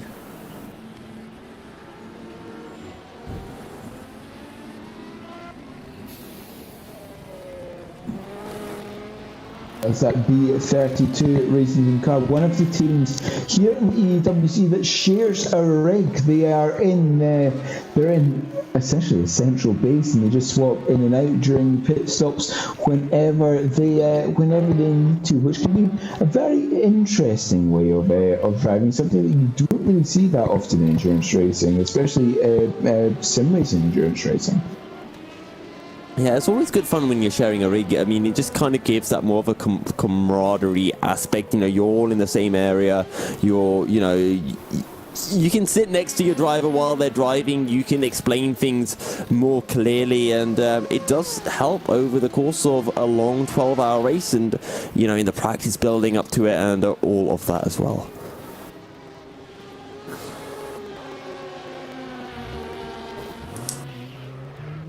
As I believe Alex Goldschmidt is here and ready to join us in the commentary booth. Good evening, Neil. Good evening, Yusuf. Good evening, everybody. Just been literally from one broadcast to another. I've just watched a very, very interesting moment. The 717 GT3 leader in this qualifying session had a bit of an off-track excursion, let's say. Rally crossing like Matthias Ekstrom, and so they brought the Aston Martin quite spectacularly into the pits. But yeah, good to see Silverstone back under nightfall, and looks like, I think as Neil was saying, Martin Hemmingson and the Pinsim Drillers Esports number 10 hypercar is showing back on our timing screens. He indeed is, and straight in. Well, has that 141.9, but I just want to keep an eye on Thibaut Malbrun because he's gone green in Sector 1, currently sitting third in the GT3 class, and only 7 thousandths of what Zolt Trebek was able to do earlier on in the session. Yeah, that's very much the case. I think, you know, as we were talking in the preview show, which ahead of this round, you know, I think the number 41, you know, the McLaren 650S, that team's got something to bring to the party, and we know that they were so competitive at Indianapolis, but you know, it's going to be one of those cases where the drivers are really being tested. You know, Daniel Visno in the number 117, you know, leading the session by that's well over 5.5 tenths of a second as the Unison car comes out of the pit lane, and that was one of the other Aston Martins coming out of there. That might have been the Glam car that was involved in the wars back in Indianapolis, that came literally scything out outside of the front of the pit box for 717 Unison Racing. That's what you don't want to be doing in qualification. No, you don't. We've already seen some incidents coming through, you know, time penalties being given to some drivers. Eros Masquili will be one hoping not to get a time penalty. Pescara ADG currently sitting fairly decently, I guess, but it is P7 in the GTE class. He's gone green in Sector 2. Will he be able to improve on that 157.4 as he completes the lap? And just wait for my timing sheets to update now. Yeah, but one of the big things about being seeing Silverstone at night, Yusuf, I mean, it's a fantastic affair, and you know, to what we've got in store tomorrow, you know, 12 hours of flat out racing round, you know, the Film Vault, 12 hours of Silverstone. It's great to have Film Vault on board with us as well, and you know, it's just to see these cars literally go through Maggots, Beckett's and Chapel. And as the Unison car gets out of the way of the very, very much quicker LMP2 cars, I might add, we are going to find that, just like with Indianapolis, when the hypercars and the LMP2s get up to speed tomorrow, that's where the real test lies. We've seen it before. You know, obviously I've spoken with the likes of Max Spooner from E-Team Brit and Nick Newcomb from Juices Motorsport. You know, those teams were in the mire. They want to come back fighting here at Silverstone, and especially when it's home turf. Yeah, it's home turf, and I mean, what better place to come back into form than at their home circuit? And of course, E-Team Brit and, Nick Newcomb as well from One Move will be hoping for a turn in their fortune. Of course, both two teams that we expect to be seeing towards the sharp end of the field, but had that rather cruelly taken away from them last time out in Indianapolis around a month ago. Yeah, I'm just keeping an eye on. It's now Max Bunovic behind the wheel of the 717 Unison Racing Aston Martin. Our winners back last time out. The car's looking pretty planted. It's now on an outlap, and one of the big things now is even with these track temperatures as they are at the moment, Yusuf, there's still possibility of getting some good heat into the tyres and into the brakes and thereby into the carcass of the tyre. So the car really starts to grip, but then it's about getting that car wound up really well and truly. And in Nightfall, the biggest thing that we see here is I'm just going to actually just have a look on board with Max Bunovic. You can just see how much visibility these cars actually have, especially on board, the Aston Martin. It's on home soil. It's a complete Russian crew. But hey, Aston Martin, a proud name in the United Kingdom as a luxury supercar and hypercar manufacturer, especially with the Aston Martin Valkyrie that was produced in association with Red Bull Advanced Technologies. You can just see how committed these drivers are, and then comes up against that was a massive off for Bunovic, because it was really, really interesting that the rate of closing speed, Bunovic had no other alternative, and that was going through the fastest part of the circuit. I'm sure that new Nomex was virtually required for Max Bunovic right there and then. Oh my goodness. I didn't quite see that one, but I do have good news for any fair racing team and pro sim fans, because Chris Gonzalez has put in a 44.9, and that's jumped him ahead of Roland Zux in the number 95 DEAC Hackers car, and pros have jumped up into 5th place in the LMP2 class, P6 in the LMP2 classes. Giuseppe De Fuoco has just improved, putting in a 56.894, so just a 10th off of Bart Slobodzian in the 66 Volante racing car. Yeah, I mean, the times are starting to come down. We're coming into the final throes of qualifying here at Silverstone for the Film Vault 12 Hours. And we've seen this before, Yusuf. You and I, we were, when we were commentating for quite a lot of the Indianapolis 12 Hours, we have always said that it's not about where you start. Okay, and the old adage, times are for show, points are to go, and everyone is gunning for points tomorrow. If they complete the race, that's great, they get a bonus point for doing so, but it's about those teams that want to get into the top few positions where you can score points, and this is where they really start to need building that momentum ahead of a championship assault here in the Endurance E-Racing World Championship. Yeah, and we always kind of have this conversation as well, qualifying for an endurance race. How important is it? Well, if it means that you're towards the front or towards the very back, you're not in that midfield cluster of cars where you could so easily find yourself picking up damage on that opening lap. Usually we tend to see everyone taking it, fairly sensibly and not causing any incidents or anything of the likes, but it can so easily happen, and you just have to keep your nose clean, even if that means conceding 2 or 3 positions on the opening few laps.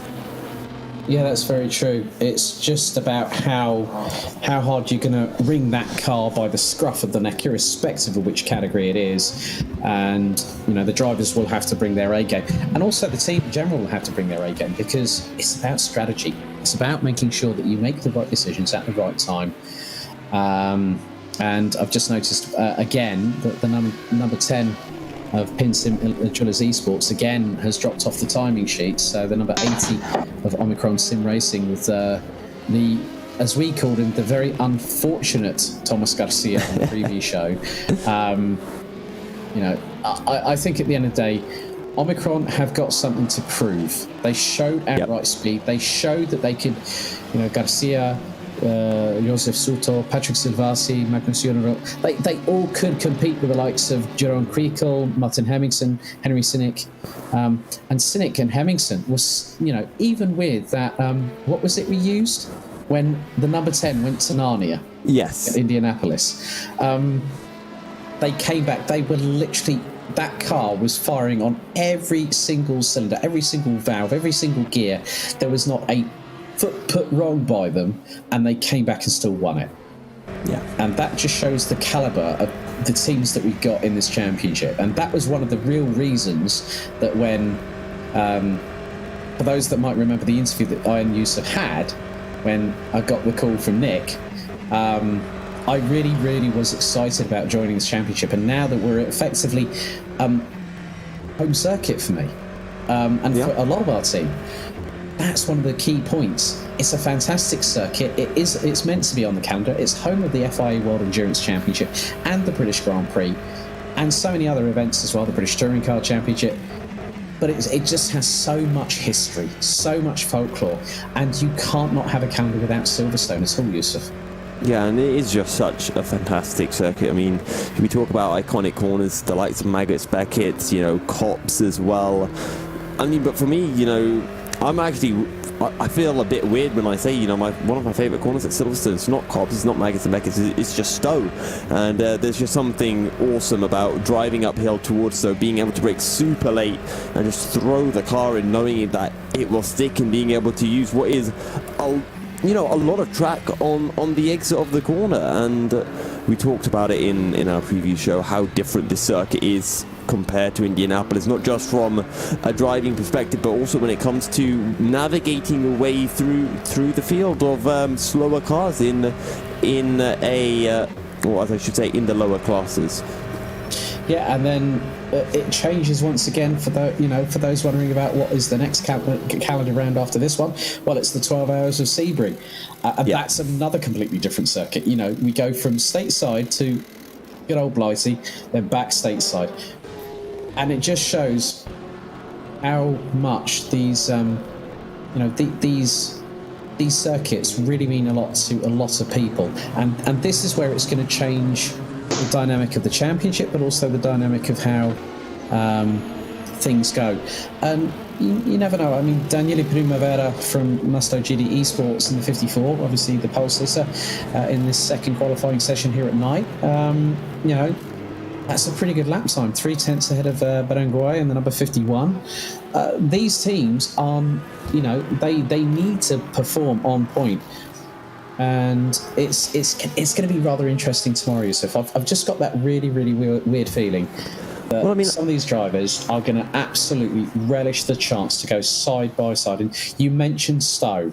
I've seen moves around the outside, I've seen them around the inside, I've seen people going through abreast into the braking zone of that corner. That corner, I think, is a dark horse here at Silverstone. I'm in complete agreement with you. Yeah, and we were talking about the GT cars. I was speaking actually to Neil only half an hour ago about the fact that you look at the GT cars, it's Daniele Primavera at the top, then it's the 51 of WOSR Eisen Performance, and these two teams, we saw them down in 8th, we saw them down in 5th respectively in Indianapolis, and it just goes to show how close that GTE field is, that we go from one track to another and the field can completely flip on its head. Yeah, I completely agree, and in many respects it just shows the depth and the breadth of the quality of the field, that the drivers they'll have their own respective favourite tracks, let's be completely honest here, and some of them, as I said, they'll be chomping at the bit to go racing tomorrow. We're looking forward to seeing the show as it unfolds. I mean, we had so many twists and turns. There was more chapters than the never-ending story at Indianapolis, if I'm completely honest with you. It's just really good to see these. I'm looking at Daniele Primavera back on the number 54 in the GT pole position in this session, which is rapidly coming to its inevitable conclusion. Unison Racing are round one winners at Indianapolis. They've done a really good job. But that's been a really, really close affair. The 117 of Vargason Racing, again, are round one winners at Indianapolis. They put it on pole in this session by, 5.5 tenths. The GTE pole position in qualifying 2, covered by just literally 2 1,000 shy of 3 tenths. Then GT3, you're looking over 2.5 tenths on that particular side of things from Unison Racing, and then it's the number 41 Mugen Sim Racing 650S. there is just so much unpredictability ready for tomorrow that we don't know what's going to happen, and that's one of the things that I'm looking forward to.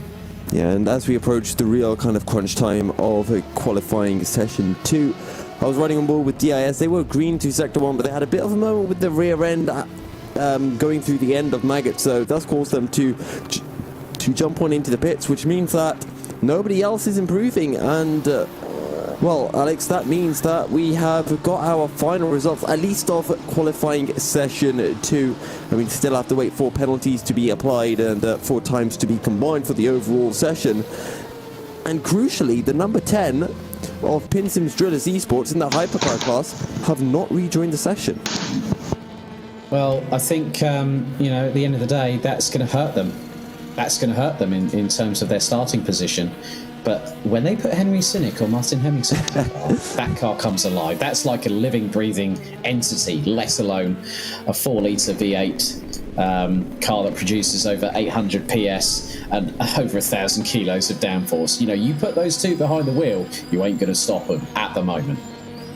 Yeah, and they were unstoppable last time out, and they will probably be unstoppable tomorrow as well. But to run everyone through the grid order that we currently have, well, in the hypercar class, it is just Omicron Sim Racing that we're able to set at 42.8, but rather interestingly, Alex, no more than 1.2 seconds quicker than the fastest LMP2 car, which is the 117 of Varga Sim Racing and Daniel Wisner. Yeah, Wisner doing a fantastic job ahead of the number 22 LMP2 entry of Mugen Sim Racing. Last had David Kalosai just got on board on the cockpit of Daniele Primavera, who and that is the number 54. That is the Musto GD Esports GTE pole sitter in session 2, just under 0.3 of a second ahead of the number 51. And that is the WOSR iZone Performance Porsche. And then just behind is we've got Bart Slobodian in the number 66 GTE, and that's one of the Volanti racing cars as well. The more successful of the two, with the 67 being a further 3 places adrift down in that class. And then Max Bunovic and the team at Unison Racing, the 717 Aston Martin, takes pole position in this session, ahead of Zolt Priebeck in the number 41 Mugen Sim Racing McLaren 650S GT3, and then it's Thibaut Malbrun in the number 26 car. That is the One Move Esports vehicle with the likes of Ludovic Darcuy, Cyril Malbrun, amongst others. And it's been a really ultra competitive qualifying session, and just roll on tomorrow. Yeah, honestly, can't wait for tomorrow. Good to see, the 717 back at the top, continuing their form that they were able to show back at Indianapolis. They took the win in Indianapolis. They're going to be starting on pole here in Silverstone. I mean, we know how quick Zolt Priebeck was as well, able to really take the challenge to them until, well, the misfortune that really fell Mugen Sim Racing's way. Yeah, Mugen Sim Racing, obviously the biggest conundrum was the double downshift, wasn't it, going into turns 1 and 2. There was complete heartbreak, but we know for a fact that team can fight, and that team will bring their A game tomorrow. I can guarantee you that much. Right, I do wonder if we will be having any drivers joining us for an interview, because qualifying is now well and truly completed. The session has been brought to a close, so even if there are drivers out on the circuit, there is no way for them to improve upon their times. Yeah, I think, when they got to the last 5 minutes or so, it was more a case of, can we bring some consistency in these darkened conditions? Because when we do go racing, it's going to be under daylight, and then when we get into the night time, that's when the teams will really have an opportunity just to get a real feel for the conditions. It was just more of a case of how they're gonna cope with it. What's the weather going to bring? Because we all know that the British weather likes to throw its hand into the ring, and we both know that from previous experience. You know what? I'm going to have a quick look. I'm going to have a quick gander over onto Met Office and check what the weather is for Silverstone tomorrow. So, Northamptonshire, tomorrow on Saturday, it is going to be raining at 3 o'clock. So, that will be hour 4 of the race, or hour 5. And it's going to be raining all the way until midnight. Well, it's going to start snowing apparently, which I guess translates to rain in the game. So a lot of water. I think if you were to ask Jeremy Clarkson that right now, Yusuf, you would probably find that would be the case if he would say, well, that's more than just mildly moist, and that would be putting it politely in his vernacular. It's going to be cold as well tomorrow. You know, we're talking about sub-zero temperatures, so that might also play a factor. I mean, we talked a little bit about earlier how the low temperatures of the night can, help the engine cool, but I mean, it plays an impact when it comes just down to pure track grip. It does, because, I mean, if you bring rain into the equation, everyone's running on slicks. The biggest thing that can happen, the track can go from optimum to greasy within a matter of moments. Even, I think, what was it? I'll give you all at home a bit of a real-life experience. My first ever commentary at Silverstone, in my commentary career, was back in, I think if anyone might remember when Kevin Magnussen was racing for Renault that year, and it was the same weekend as the Spa Grand Prix. I was at Silverstone commentating on the BRSCC August Bank Holiday weekend.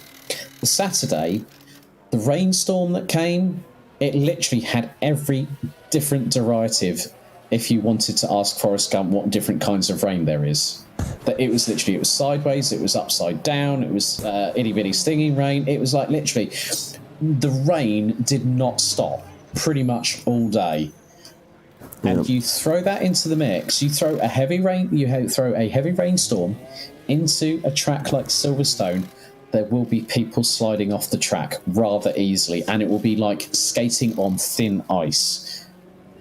Well, I mean, I will always remember one race I had a circuit that you'll be fairly familiar with, Wilton Mill.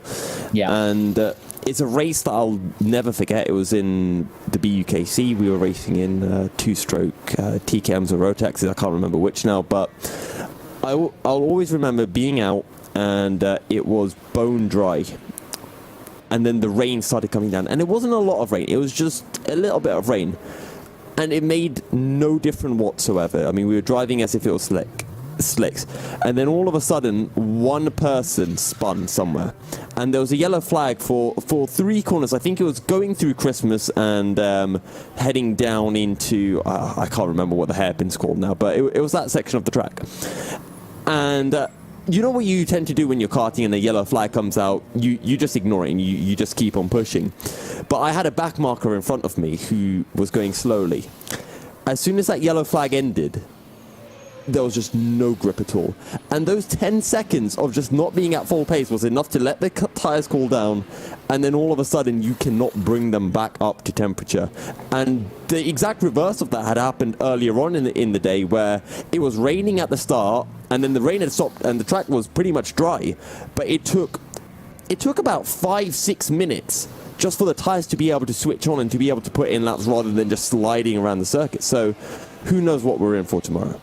Yeah, it looks like we've got a couple of interviews awaiting. I think I might leave this one to you, because this is Callum Wilson, I think, from the 404, and that is of Glam Racing. Callum, can you hear us? Yes, can you hear me okay? We can indeed. So, Callum Wilson, hey. How has your qualifying gone? It was tough. It was really tough. I did the first session in the daytime, and I just spent 2 hours pounding around trying to get some kind of respectable lap time. And we thought we had quite a good setup in the dry, and we're quite happy with it going into qualifying. And then we started looking at our lap times compared to another Aston Martin, I think the Unison Racing, and thought, quite a big gap there that we didn't quite expect. So we've just been trying to work out where that sort of deficit is in the night session. I think we found a little bit more stability, at least. The back end was a bit lively when you took the fuel out. So it felt great with race fuel in. So all through practice, we thought, yeah, that's quite a good race set. Let's just see what happens when we take the fuel out. And it was a bit of a dog. So, yeah, difficult, but I think we're going to be around P5, P6, we'll see, when the average times come out between myself and Lee, who did the nighttime session. But yeah, our lap times are pretty similar in terms of what we could drag out of it. So yeah, we'll see where we end up. Well, on the plus side, it does sound like your race pace is a little bit quicker than your qualifying pace. Now, myself and Alex, we just had a quick look over onto Met Office to see the weather for tomorrow, and it looks like there's going to be a fair bit of rain. Is that something that you and the team are looking forward to, or is it going to be causing a few waterworks within the garage? Well, this is what I was saying yesterday. We felt like we had a good, like we say, good dry pace and with a full fuel, but what we couldn't find was any wet pace on that setup. So we were looking to try and find a compromise, something that kind of works good in both. But like you say, it does look like it's going to rain probably for most of the race.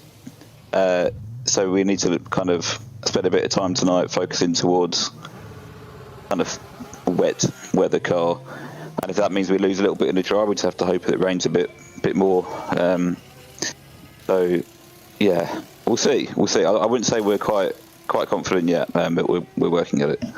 One of the biggest things that we were kind of interested in is because, of course, you're going to have that dry stint, you're going to have that wet stint. But what do you think, how difficult do you think it's going to be in that kind of crossover period where it's still not wet enough for wets, but you're on a very, very greasy, a very, very cold circuit as well with those slick tyres?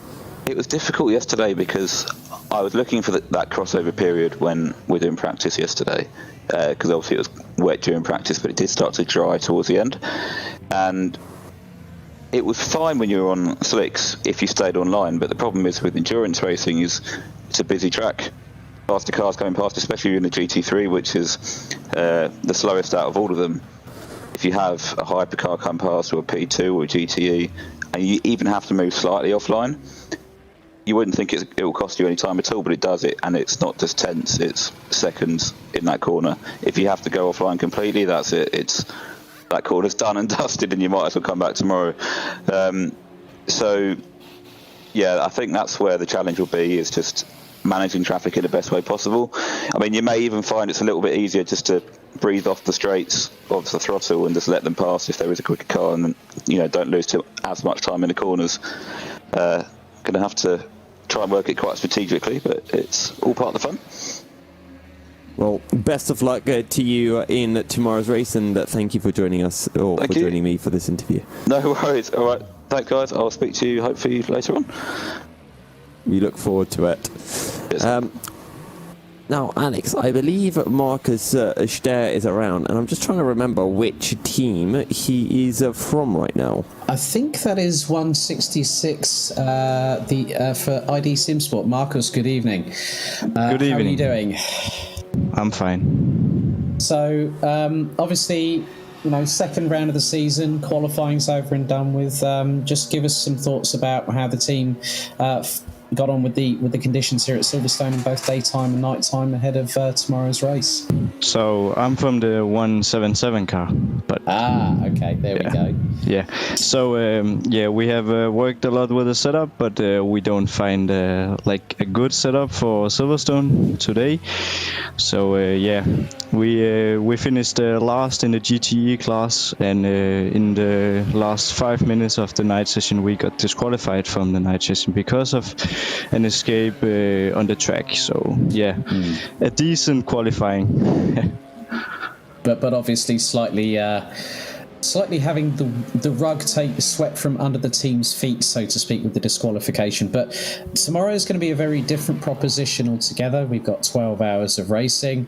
Myself and Yusuf were talking about the weather, that the rain could play a big part. It sometimes does when Silverstone doesn't get quite to be flooded, but it gets quite saturated.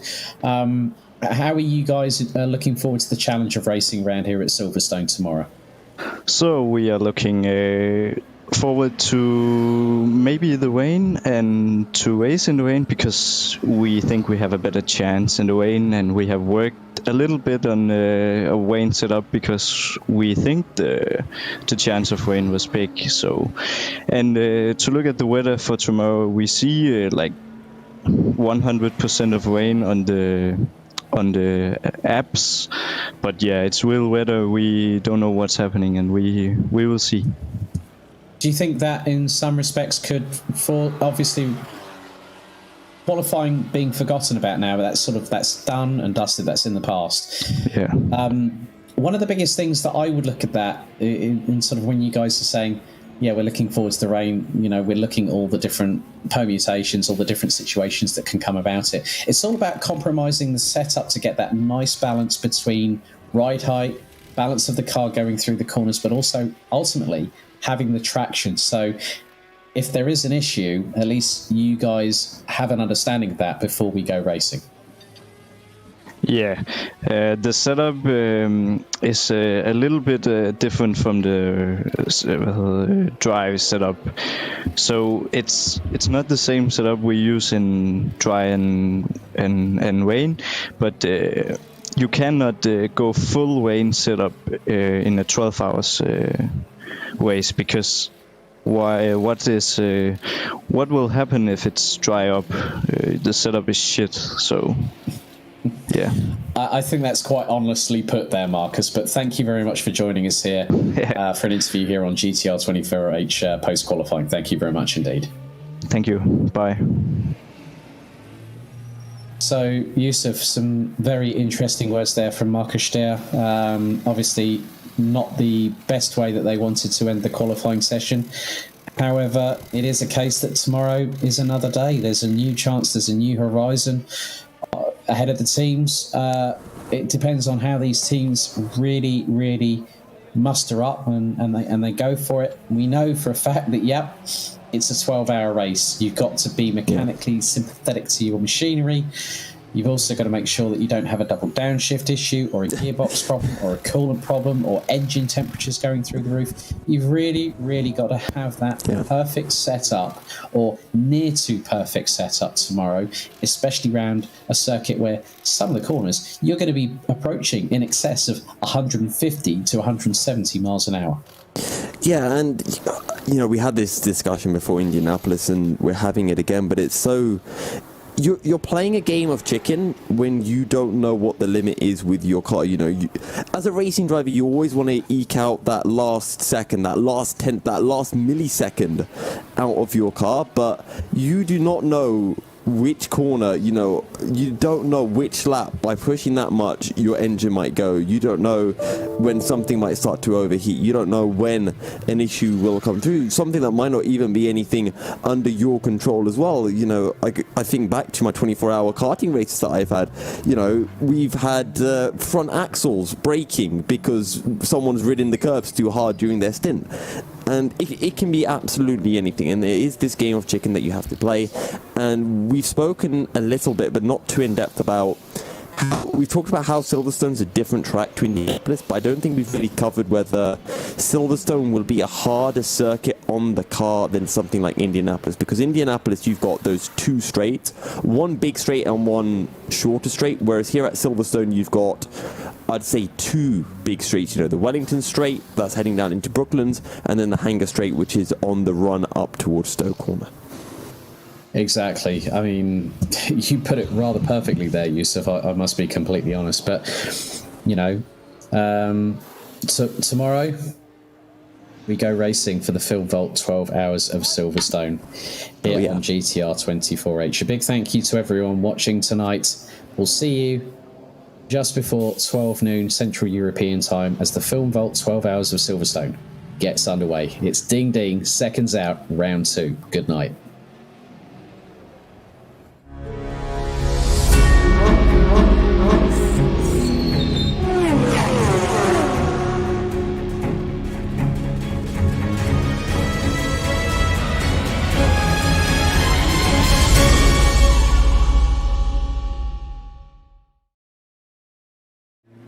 The 2021 Endurance E-Racing World Championship Round 2, Film Volt 12 Hours of Silverstone, is brought to you in partnership with ESTV, Leap Gaming, SimLab, Motorvision.tv, Global Flix, Racing for Green, and AMD Ryzen Radeon.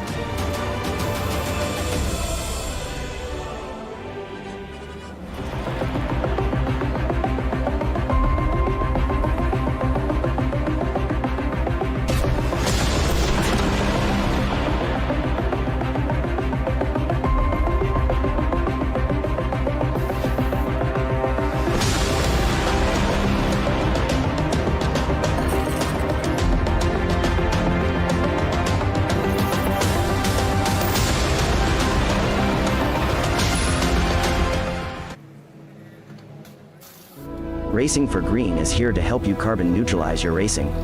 By planting new trees, Racing for Green offers to make your racing carbon neutral. We already have the calculations, contacts, infrastructure, deals and solutions ready for you to easily buy carbon neutral laps on any racetrack. It doesn't matter if you are a racing fan, team owner, driver, sponsor or partner. Anyone can buy CO2 neutral laps in the Racing for Green webshop and trade CO2 emissions for New Forest. Racing for Green.